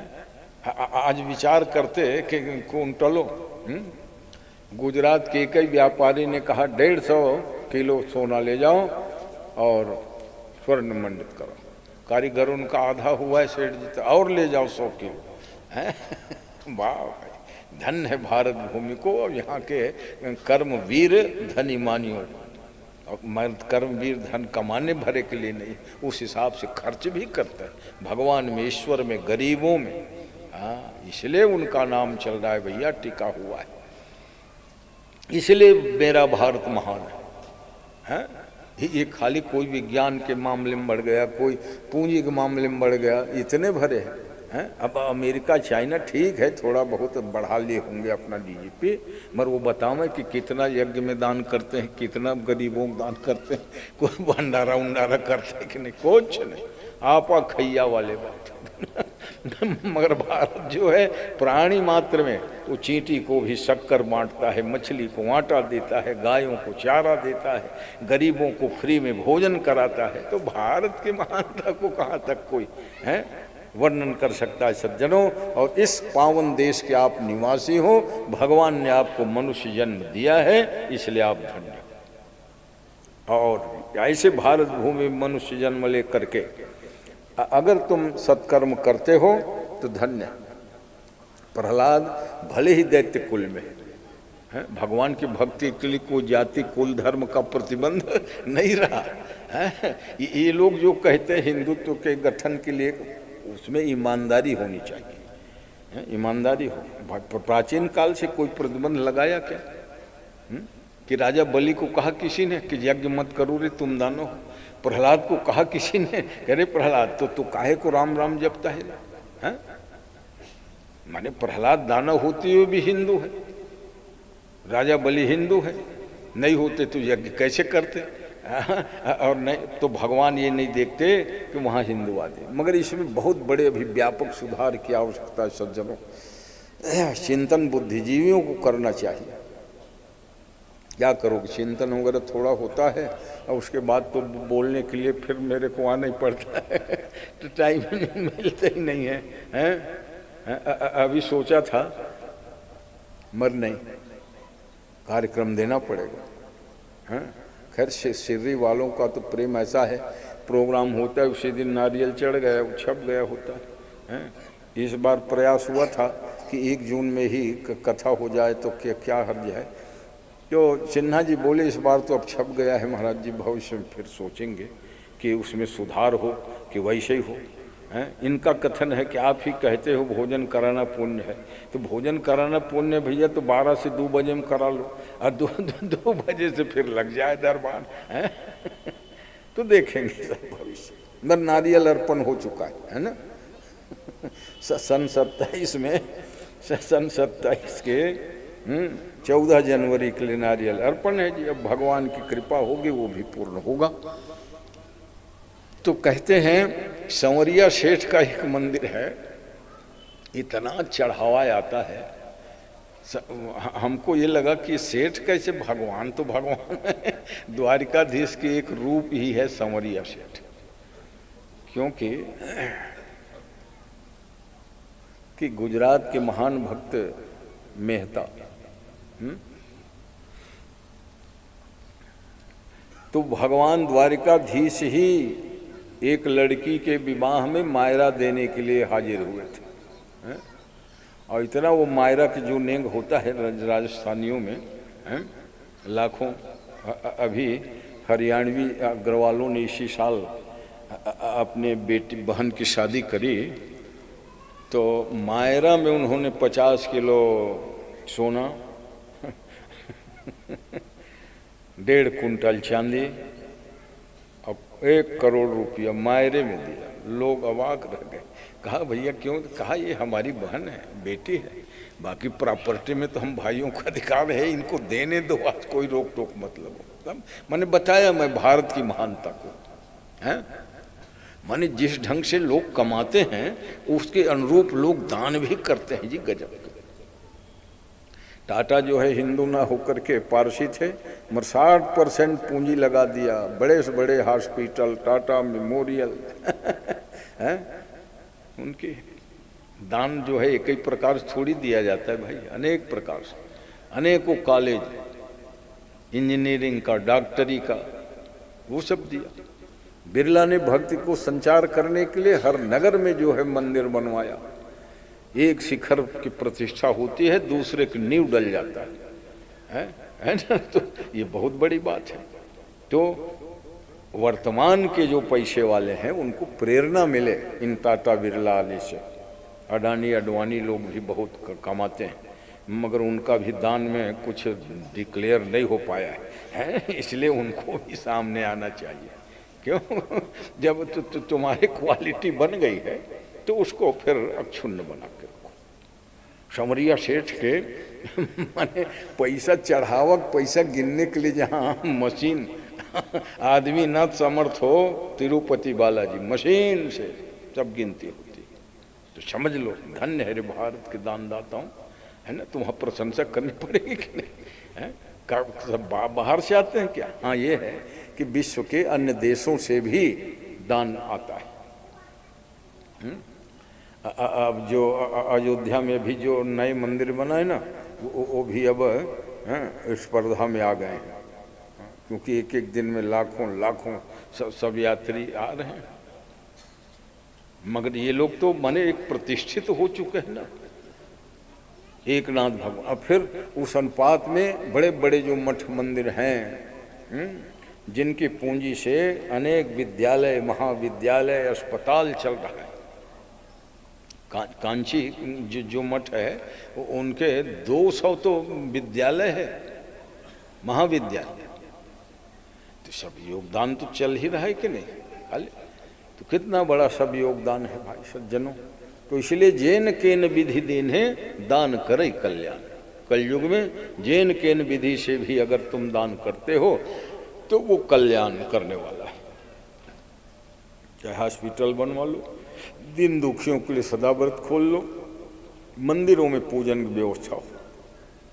इसीलिए नए मंदिर बनवाने के बजाय जो प्राचीन मंदिर हैं, जीर्ण शीर्ण हो चुके हैं, उसका जीर्णोद्धार करो, उसकी पूजा की व्यवस्था को ठीक कराओ, उससे ज़्यादा पुण्य हो, है ना भाई। कई पुराने मंदिर जो है उपेक्षित है, दीप नहीं जलता। अब आए दिन जो है तो मैं मंदिर बनवाऊंगा, मैं मंदिर बनवाऊंगा। अरे मंदिर जो बने हुए हैं उनकी सुरक्षा करो, क्योंकि वो प्राचीन मंदिर सब दृष्टि से उत्तम। नए मंदिर मत बनवाओ, ये हमारा कथन नहीं, बनवाइए, मगर मंदिर बनवाओ तो उनकी पूजा भोग राग की व्यवस्था निर्धारित होनी चाहिए। गोस्वामी जी के गांव है बूचीपुर। ये गांव तर्रा में तो खैर चर्रा में आए हैं, तो बूचीपुर इन लोगों गांव जहां देवी के बहुत बढ़िया स्वयंभू प्रतिमा है। और हम लोगों को वहाँ प्रोग्राम हुआ है, कहते देखो भाई मंदिर तो बनवाओ मगर उसके भोग राग की व्यवस्था हो। इसलिए प्राचीन जो भी मंदिर बनवाते थे, मालगुजार सेठ साहूकार जमीन चढ़ाते थे, ताकि उस जमीन के आय से मान लो हमारा कुल के कोई रहे या न रहे, या सक्षम रहा या न रहे। ये दूधाधारी सबसे बड़ा प्रमाण है। दूधाधारी मठ के 42 गांव हैं और शिवरी नारायण मठ भी अभी उन्हीं के अधीन है। और पहले लक्ष्मी नारायण महंत के जो जैतू साव मठ जो पुरानी में है वो भी उन्हीं की तरफ है। तो अभी समझ लो 5000 एकड़ के जो तंदार है वो मठ ट्रस्ट जो है हैं 10,000। हाँ, ये दोनों और मिल गया तो अब भला बताओ कितना बड़ा किसान है। तो उस अनुपात में लोगों की ये अपेक्षा रहती है कि इनसे समाज को क्या मिल रहा है। प्राचीन समय में तो भला कुछ विद्यालय या संत सेवा होती थी। मध्य भारत का सबसे बड़ा किसान है तो और उसे किसी बात में सामने आना चाहिए। दूधाधारी एक छत्तीसगढ़ का गौरवशाली इतिहास परंपरा है, 500 वर्षों की है परंपरा। जब अनेक देवी देवताओं का, और फिर लोगों ने त्याग और तपस्या को देख कर दिया। जिन सेठ लोग 2 गांव 3 गांव, दानीपारा नाम ही है रायपुर का, दानीपारा है, और दान देने के कारण ही वो दानी सरनेम वाले बन गए दानी है। कहा हमारे 3 गांव हैं, 1 गांव चढ़ा दो, 1 गांव से भगवान की सेवा पूजा होगी। ऐसे ऐसे में वो 50 गांव चढ़े। और ये धमतरी के तो कानी डबरी प्रसिद्ध ही था जैतू साव मठ के ही कानी डबरी नाव था, उसका नाम लक्ष्मीपुर हो गया। लक्ष्मी नारायण दास जी को चुनाव लड़ना था तो बोले धमतरी जिला में कोई गांव चाहिए जी। है। तो वही कानी रबरी नहर पार वाला है ना, क्योंकि वहाँ गया हूँ मैं, जब हनुमान जी की प्रतिष्ठा हुई तो बोलवाए थे, बाद में फिर वो बेच दिए, वो नहीं रहा, मगर वो भी मंदिर का ही है गांव। तो मंदिरों में जो गांव चढ़ता था, इसका मतलब भगवान के श्री विग्रह की पूजा हो बढ़िया, राजसी ठाट बाट से भोग लगे भगवान का। तो दूधाधारी के एक महात्मा दूध में ही रहते, लोग बड़े प्रभावित हुए त्याग से, इसलिए गांव के गांव चढ़ाते गए, है ना। आज भी किसी में त्याग और तपस्या होती है तो लोग टूट पड़ते हैं उनके हेल्प करने के लिए, है ना। तो नाम दूधाधारी, दूधाधारी मतलब दूध के धार नहीं, दूध के आधार पर रहने वाला आधारी। और लोगन का से दूधाधारी हो, दूध के धार बुहावत ऋषि कहते, ठीक है बुहावत भी ऋषि, वो अर्थ कर लेना कि क्योंकि सैकड़ों गाय थी, अब इतना इतना जमीन है, जायदाद है। तो मेरा कथन ये है कि भारतीय जनमानस में अद्भुत श्रद्धा है आज भी ईश्वर के प्रति, धर्म के प्रति। सज्जनों, वो हमारे आपके ही द्वारा बनाए गए नहीं हैं, प्राचीन परंपरा से प्राप्त वो श्रद्धा जो है उसको बरकरार रखने की आज आवश्यकता है। आने वाले पीढ़ी में ऐसा न हो कि सब श्रद्धा रहित हो जाए, सनातन के प्रति जो है या श्रद्धा न पैदा हो जाए। ये जवाबदारी आप लोगों को प्रहरी बन करके करना पड़ेगा। सत्य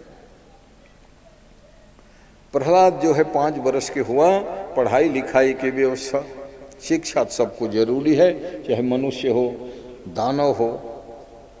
हाँ, उसमें जरूर भेद कर देते हैं, ये हमारे लायक शिक्षा, ये हमारे लायक शिक्षा है। तो कहे गुरुकुल के वाइस चांसलर किसको बनाया जाए? गुरुकुल तो खोल दिया, हिरण्यकशिपु गुरुकुलम अपने नाम से रखा था। और कहे गुरु शुक्राचार्य जी आप इनके कुलपति बनेंगे। शुक्राचार्य जी ने कहा नहीं, कुलपति बनने के लिए जानते हो पूर्ण जवाबदारी चाहिए। अब मैं तुम लोगों को प्रधानमंत्री भी हूँ, गुरु महाराज भी हूँ, और कोई दानव मर जाते हो तो जिलाने के लिए मेरे पास फिर चले आते हो। अब मैं पढ़ाता रहूँगा तो डिस्टर्ब होगा कि नहीं इन सब काम। इसलिए ऐसा करो, मेरे पुत्र हैं षण्ड और अमर्क, जिसको संधि करके षण्डामर्क कहते हैं। 2 नाम है ना, षण्ड और अमर्क, दीर्घ संधि हुआ है। वहाँ षण्डामर्क को कुलपति शिक्षा विभाग के दे दिए, और कई प्राध्यापक थे सहायता के लिए। मगर अधिकतम उसमें दानवों के ही बच्चे पढ़ते थे। इसलिए हिरण्यकशिपु ने सिलेबस में ये कहा कि रामायण गीता भागवत यहाँ पढ़ाई नहीं होगी। जैसे कई यूनिवर्सिटी अभी भी हैं, मदरसा वगैरह हैं, जहाँ वेद शास्त्र पुराण भारतीय शिक्षा विभाग से ही अलग अपने राग अलापते हैं वो लोग तो हिरण्यकशिपु ने कहा हम लोग दानव हैं, छल करना, कपट करना, माया करना, धोखा देना, ये सब में पारंगत होना चाहिए दैत्य बल पर। ठीक है बात। अब तीनों लोक पर उनका शासन था। क्या प्रभाव था? ब्रह्मा वेद पढ़ने उनको जगाने आते थे। 4 बजे भिनसारे ही जगाने के लिए, जैसे राजा महाराजाओं को नंदी, मागध, सूत, बंदी ये सब बिरदावली गाते थे। हाँ, तब राजाओं की जो है नींद खुलती थी। ये भी गजब है, तुमको जगाने के लिए कोई बिरदावली गावे आज भी कई जगह बिरदावली परंपरा है, प्रशस्ति गान। अरे आप उठ जाओ, सनातन धर्मी हिंदू हो, 4 बजे उठो, भगवान का स्मरण करो, राम नाम स्मरण करो, हैं? हनुमान जी के 12 नाम ले लो, दुख दारिद्र्य नहीं रहेगा। सूर्य भगवान के 12 नाम ले लो। ऐसे ऐसे सब तरीके बना दिए। गणेश जी के 12 नाम लो, गणपति विघ्नराजो लंबतुंडो गजानन द्वै मातुरश्च हेरम्बे करंदो गणा। दिन भर जो है काम सब निर्विघ्न कटे। हाँ, ऐसे सब ऋषि मुनियों ने हम लोगों को दे दिए। ये करना है भाई, करना नहीं चाहते। आँख में जल के छींटा मारो, हैं, मंत्र पढ़ो, सरयातिन सुकन्यांच चौनम शुक्रमश्विनो संध्यो स्मरते नित्यम चक्षुरोगो न जायते, हैं, न जायते, आँख का रोग नहीं होगा। ये मंत्र पढ़ के रोज छींटा मारो। ऐसा है। सनातन धर्म में सुबह से शाम तक के हमारे सभी कर्म का बड़ा सुंदर व्यवस्था दिए हैं ऋषि मुनियों ने, उनका पालन कीजिए।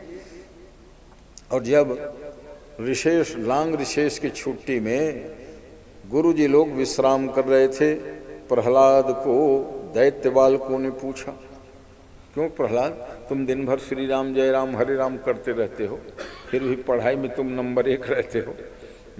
ये कितने समय तुमको कौन पढ़ा देता है हरे राम श्री राम जय राम?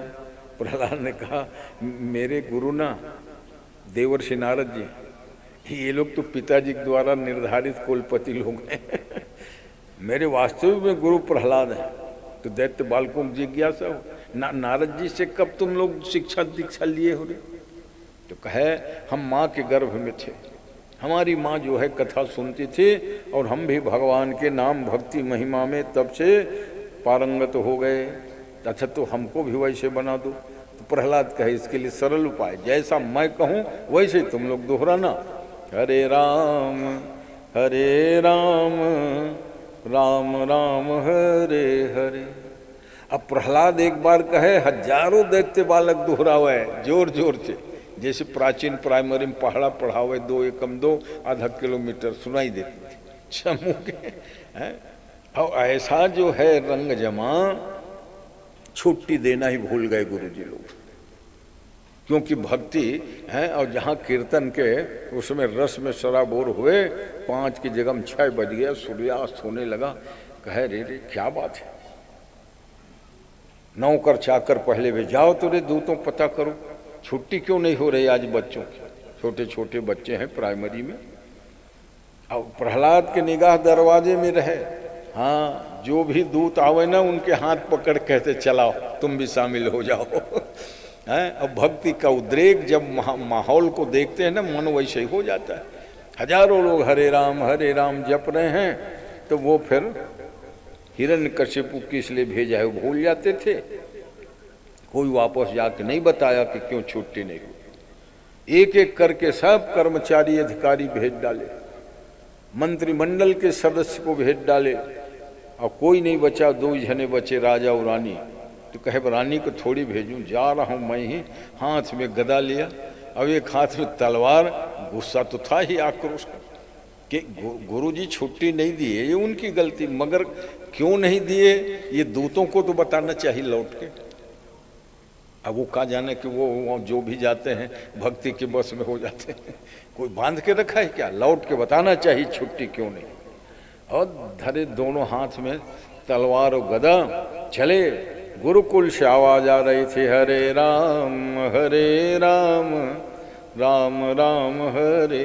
हैं, विद्यालय में राम नाम नहीं होना हमने सिलेबस में लिखा है, और वही सुन रहा हूं मैं। जल्दी जल्दी पांव उठाओ, जाके जोर से हैं ललकारा, खबरदार बंद कर दो कीर्तन उर्तन। सब डर के मारे सन्नाटा छा गया। और उस समय बात ये थी, प्रहलाद जो है गुरुजी को मना करने के लिए जब गए ना, तो छोड़ो ना गुरुजी, आप भी कहाँ पिताजी की बात मानते हो।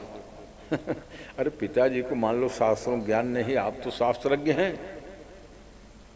ऐसा कह के प्रहलाद ने जैसे गुरुजी के हाथ को पकड़ा, गुरु सन्ना मर्क के रोम रोम पुलकित हो गया।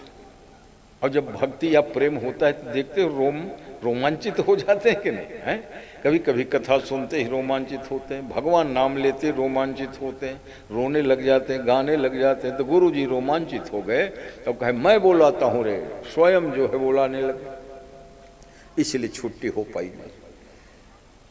कहा, क्यों गुरुजी, आपको मना किया था ना ये सब पढ़ाई में, हमारे दैत्य बाल को ना, हम पढ़ाते कहाँ? आपने जो कोर्स निर्धारित किया वही पढ़ाते हैं, पूछ लीजिए अपने बच्चों से। तो कहाँ से सीख गए श्री राम जय राम? जब देखो तो हरे राम। और कीर्तन करते तो आप ही पकड़े गए गुरुजी। तो कहा, ऐसा है, कीर्तन मैं इसलिए कराया कि मैं मना करने आया। प्रहलाद सब बच्चों को सिखा रहा था हरे राम जपो रे, मैं मना किया।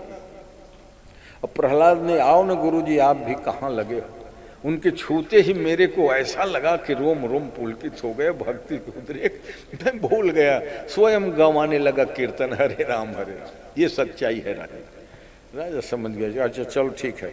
गुरु से सबको छुट्टी, प्रहलाद को गोद में लिया और कहा, प्रहलाद मैं तुम्हारे पिता हूँ। हाँ आप मेरे पिताजी हैं।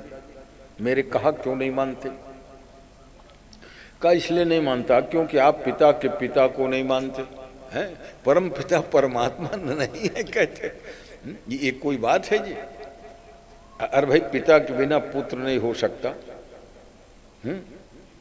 और प्रपितामह के बिना पिता नहीं हो सकते, तो परंपरा से है। अरे भाई दादा नहीं होते तो पिता कहाँ से आते, और पिता नहीं होते तो पुत्र कहाँ से आते? तो आप जब परम पिता को नहीं मानते, जो सबके पिताओं के पिता है, परम पिता, कहा नहीं बेटा पढ़ाई लिखाई खर्चा मैं देता हूँ, कपड़ा लत्ता मैं देता हूँ, तो मेरे कहा मान। कहा नहीं होगा, नहीं मानोगे, जल्ला दूं, डरा निकल कर ले जाओ इसको, पहाड़ से ढकेल देना, शस्त्रों से मार पीट करना, ताकि वो सोचे 5 साल का बच्चा है, डर जाएगा, नहीं पिताजी आपके कहाँ मानूंगा। मगर प्रहलाद तो निर्भय है, डर नहीं है। क्यों कि राम नाम जपतो कुतो भयम, भगवान नाम जपने वालों को कोई भय नहीं होता। इसलिए खूब भय मुक्त होकर नाम जप किया करो, क्योंकि संसार में कई प्रकार का ज्ञात भय रहता है। शत्रु मेरा कुछ अनहित न कर दे, कुछ अनहित ना हो जाए, कोई रोग ना हो जाए, बीमारी ना हो जाए अचानक, तो निर्भय हो कि भगवान के भजन किया करो, भय मिट जाता है। प्रहलाद कह रहा है राम नाम जपतो कुतो भयम। पिताजी राम नाम जपने वालों को कोई भय होगा? अरे तो तुम अग्नि में कैसे नहीं जले?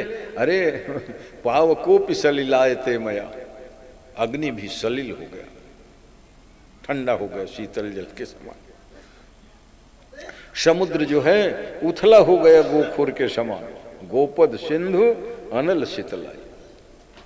भगवान के जो भक्त होते हैं, अब गोखुर में कितना जल आएगा सोच लो।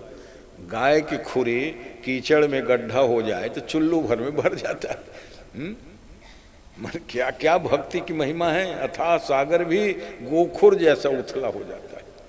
अब गोखुर को नागने में कोई आपको तकलीफ होगी क्या? डांग जाओगे। तो अथाह सागर भी भगवान की भक्ति करने वालों के लिए गोपद सिंधु अनल शीतलाई। यहाँ तक होलिका के गोद में बैठने पर भी होलिका धो धो करके जल गई, मगर प्रहलाद के रोम भी नहीं जल पाए। कहते गरल सुधा रिपु करहि मिताई, गोपद सिंधु अनल शीतलाई। समुद्र गोखुर के समान उथला हो जाता है, प्रचंड अग्नि शीतल हो जाती है। गरुव सुमेरु रेणु समताही, सुमेरु पर्वत से भी ढकेला गया, मगर फूलों की सैया में मानो ढक रहे हैं। राम कृपा करी चितवा जाही, जब सब करके थक गए तो कहा हाथियों से रौंदवा दो, हाथियों के दांत टूट जाए, सूंड टूट जाए। अच्छा बड़े बड़े विषैले सर्पों से डसवा दो, सर्पों के दाढ़े टूट गए, फन टूट गए। क्या कैद हो, अगर तुम कथा नहीं सुनी होती तो ये लड़का भगवान के भक्त नहीं निकलता। ये तेरे कारण ये संस्कार मिला है, चल तू जहर पिला, और नहीं तो अपने बेटा को समझा। अब कोई माँ कैसे अपने बेटा को जहर पिला है? हाथ वाथ कांपने लगी, मगर राजाज्ञा तो राजाज्ञा होती है। दूतों ने पकड़ा दिया, कैद हो चलो ये अपने हाथों से पिलाओ। कांपने लगी, रोने लग गई। प्रहलाद आए तो हम आप काय को घबराती हो? जब बड़े बड़े भुजंग विषधर डस के उनके दांत दाढ़े टूट गए, मुझे कुछ का रोज नहीं आया, ठीक कहाँ से विष आया होगा? जय श्री राम, फिर अपना घुटक गए। अच्छा ये सारे दृश्य को देख रहा हिरण्यकश्यप, मगर उसको ये ज्ञान नहीं हो रहा है। वो कहे कि प्रहलाद एक बात बताओ बेटा, अब अंतिम वार्तालाप हो जाए। तो प्रहलाद ने कहा पिताजी राम विमुख संपत्ति प्रभुताई और जाई रही पाई बिन पाई। ये तीनों लोक में आपका एक छत्र शासन है, इंद्रादिक देवता सब आपके वश में, ये सब ठीक है, मगर भगवान के विमुख होना ठीक नहीं। क्योंकि संपत्ति प्रभुता सब कुछ मिला हुआ है, वो जाई रही पाई बिनु पाई। जैसे राम नाम एक अंक है, सब साधन है शून्य। एक लिख के शून्य लगाओगे तो 10 गुना 100 गुना 1000 गुना बढ़ते जाएगी। जितना शून्य लगा लो, मगर एक अंक लिखना पड़ेगा। और अंक नहीं लिखे हो तो जितनों तुम शून्य लगा लो, ब्लैक बोर्ड भर शून्य लगा लो, जीरो की जीरो रहेगा। तो भगवान की भक्ति ही अंक है। और जितने साधन है, जब तप जब वैराग्य सब साधन 10 गुना 1000 गुना होते जाता है। अंक रहे 10 गुण है, अवंक बिना सब शून्य। तो पाई बिनु पाई का मतलब पाया के बिना, अंग के बिना शून्य की कोई शोभा। राम विमुख संपत्ति प्रभुताई, जाई रही पाई बिनु पाई। तो पिताजी आपसे इतनी विनती है कि बस भगवान के हो जाओ, बाकी तो सब आपका है। कहा तो तुम हमें शिक्षा दोगे? इतना छोटा सा बच्चा, यही अहंकार, तुम हमको बताएंगे? आज भी लोग अगर कोई सही सलाह दे, तुम हमको शिक्षा दोगे? जैसे रावण ने हनुमान जी को कहा, मिला हम ही कभी गुरु बड़े ज्ञानी। वाह, तुम हमको बड़े ज्ञानी गुरु मिले हो एक बार। हनुमान जी ने कहा, मैं गुरु तो है ही हूँ, शंकर भगवान ही आज हनुमान बना, मगर रावण शंकर है थोड़ी माना। मिला हम ही कभी गुरु बड़े ज्ञानी, तुम हमको ज्ञान सिखाओगे? रावण को ये लगा कि मैं ही बड़ा विद्वान हूँ। मिला हम ही कभी गुरु बड़े ज्ञान। हिरण्यकशिपु ने कहा, तुम हमको ज्ञान सिखाओगे? भक्ति करना चाहिए। खंभा लोहे का तपाया गया, बांध दिए।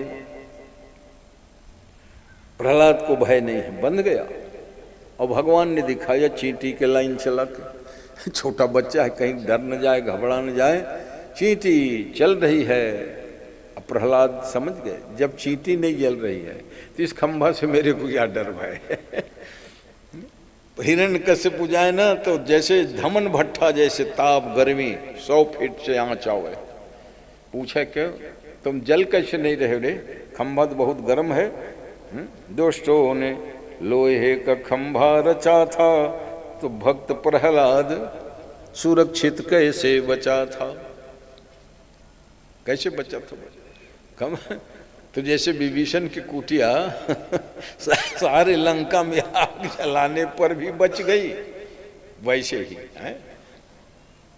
जारा नगर निमिष एक माही, एक क्षण नहीं लगा, धू धू करके लंका जल गई। मगर एक विभीषण के गृह नाही, विभीषण के घर में अग्नि की चिंगारी नहीं गई। प्रहलाद बंधा है, पूछ रहे जल नहीं रहे हो? कहाँ जलूंगा पिताजी, ये तो बहुत ठंडा है। गोपद सिंधु अनल शीतलाई, ठंडा कैसे हो गया रे? यहाँ गर्मी कहाँ गई? तो कहा मेरे भगवान ने सौंप लिया। तेरे भगवान का खंभा में भी है? हाँ। कहाँ कहाँ है? मुझ में राम, तुझ में राम, खंभा में राम, जन जन में राम, जड़ में राम, चेतन में राम, राम सब में रमता है पिताजी, इसलिए तो राम कहलाता है। कहाँ राम नहीं है? तो तलवार निकाला और धमकी देते हुए कहने लगा कि राम कहाँ, सब ठाम है। राम कहाँ माने प्रश्नवाची चिन्ह है। प्रहलाद ने सब ठाम है, खंभा में, क्या खंभा में भी? हाँ हाँ कहीं हाँ कंद्र के हरि जागे। नरसिंहनाथ भगवान को लगा कि तो अब बहुत हो गया। अगर खंभा में भगवान है रे प्रहलाद, तो कस्मात् स्तंभे न दृश्यते, दिखाई क्यों नहीं पड़ती? और फिर एक ही खंभा में, एक सब में। तुम बंधे उसमें, मैं बंधा उसमें भी, सामने वाले में है, सब जगह है। कस्मात् स्तंभे न दृश्यते कह के कुछ लोग कहते हैं खड्ग से प्रहार किया। कुछ लोग महाचार्यों को मत है मुष्टिका से खंभा को पीटने लगा। और भगवान जो घट घट वाचे हैं वो एकदम गड़गड़ाहट के साथ शब्द हुआ, खंभा जो है फटा, चरचराहट गड़गड़ाहट के आवाज से नरसिंहनाथ भगवान प्रकट हुए। लाल लाल आंखें, ऐसा गर्जन रहे पृथ्वी हिल जाए। नरसिंह भक्त, सामान शेर के गर्जने से भूकंप जैसी स्थिति होती। प्रहलाद बिल्कुल निश्चिंत भगवान के ध्यान में मग्न है। और हिरण्यकशिपु देख रहा है कि विशाल आकृति वाले, मुंह भाग शेर का है, नीचे का भाग मनुष्य का है। ऐसा जो प्राणी तो हम देखे नहीं थे, देखते ही रह गए। भगवान को पूछ रहे क्यों? प्रहलाद मेरा बेटा दिन भर राम राम जपता है, वो आप ही हो क्या? भगवान ने हाँ हाँ मैं ही हूँ, मगर ऐसा रूप बना लिया। तो ऐसा रूप काहे को बना लिया? बच्चा डरेगा कि नहीं? भगवान ने कहा वो डरता नहीं क्योंकि मेरा भक्त है। तो ये रूप क्यों धरे भाई? तो भगवान ने कहा तुमको मारने के लिए। मुझे मारने के लिए? बड़ा अभिमानी था, हंसने लगा। आप मेरे को मारोगे? मेरा वरदान जानते हो? नान्तर बहिर्देवान, अंदर मरूं बाहर मरूं, ब्रह्मा के किसी रचित प्राणी के हाथों से न मरूं, दिन में मरूं रात में मरूं आकाश में मरूं। का मालूम है? इसीलिए तो ऐसा रूप बनाया है भाई। या तो तुम शेर को देखे होगे या मनुष्य को देखे होगे, आधा मनुष्य आधा शेर देखे हो ब्रह्मा की सृष्टि में। अब मुझे देख लो, तो तेरे को मारने के लिए ऐसा अद्भुत रूप मैंने बनाया है। तो कैसे अद्भुत रूप भरे से क्या होना? मेरा वरदान सब देख लिया। एक झटके से भगवान ने उठाया उनको गोद में और द्वार देहली के बीचों बीच बैठ गए। कहा एक बात बताओ, अंदर हो कि बाहर हो? बीच में हो। और ठीक संध्या काल हो रही, सूर्यास्त तक समय। इसको दिन कहोगे कि रात कहोगे? नहीं, न दिन है न रात है, संध्या काल है। तो तुमने छूट में कहा था क्या कि सांझ में भी न मरो? हाँ नहीं कहा था। तब क्यों नहीं मार सकता? कहा इतने में थोड़े मार दोगे। मैंने जो वरदान मांगा है किसी प्रकार के अस्त्र शस्त्र से न मरो। गदा भुसुंडी तलवार खड्ग जितने भी तलवार हथियार हैं 8 धातुओं के द्वारा, उनसे न मरो। तब भगवान ने अपना नख दिखाते हुए कहा देख रहे हो ये हथियार है क्या? तलवार कुल्हाड़ी टंगिया है, व्याघ्र नख है। फिर भी बड़ा जिद्दी का, फिर भी नहीं मार सकते। कहा मैं मार सकता हूं। कहा क्यों?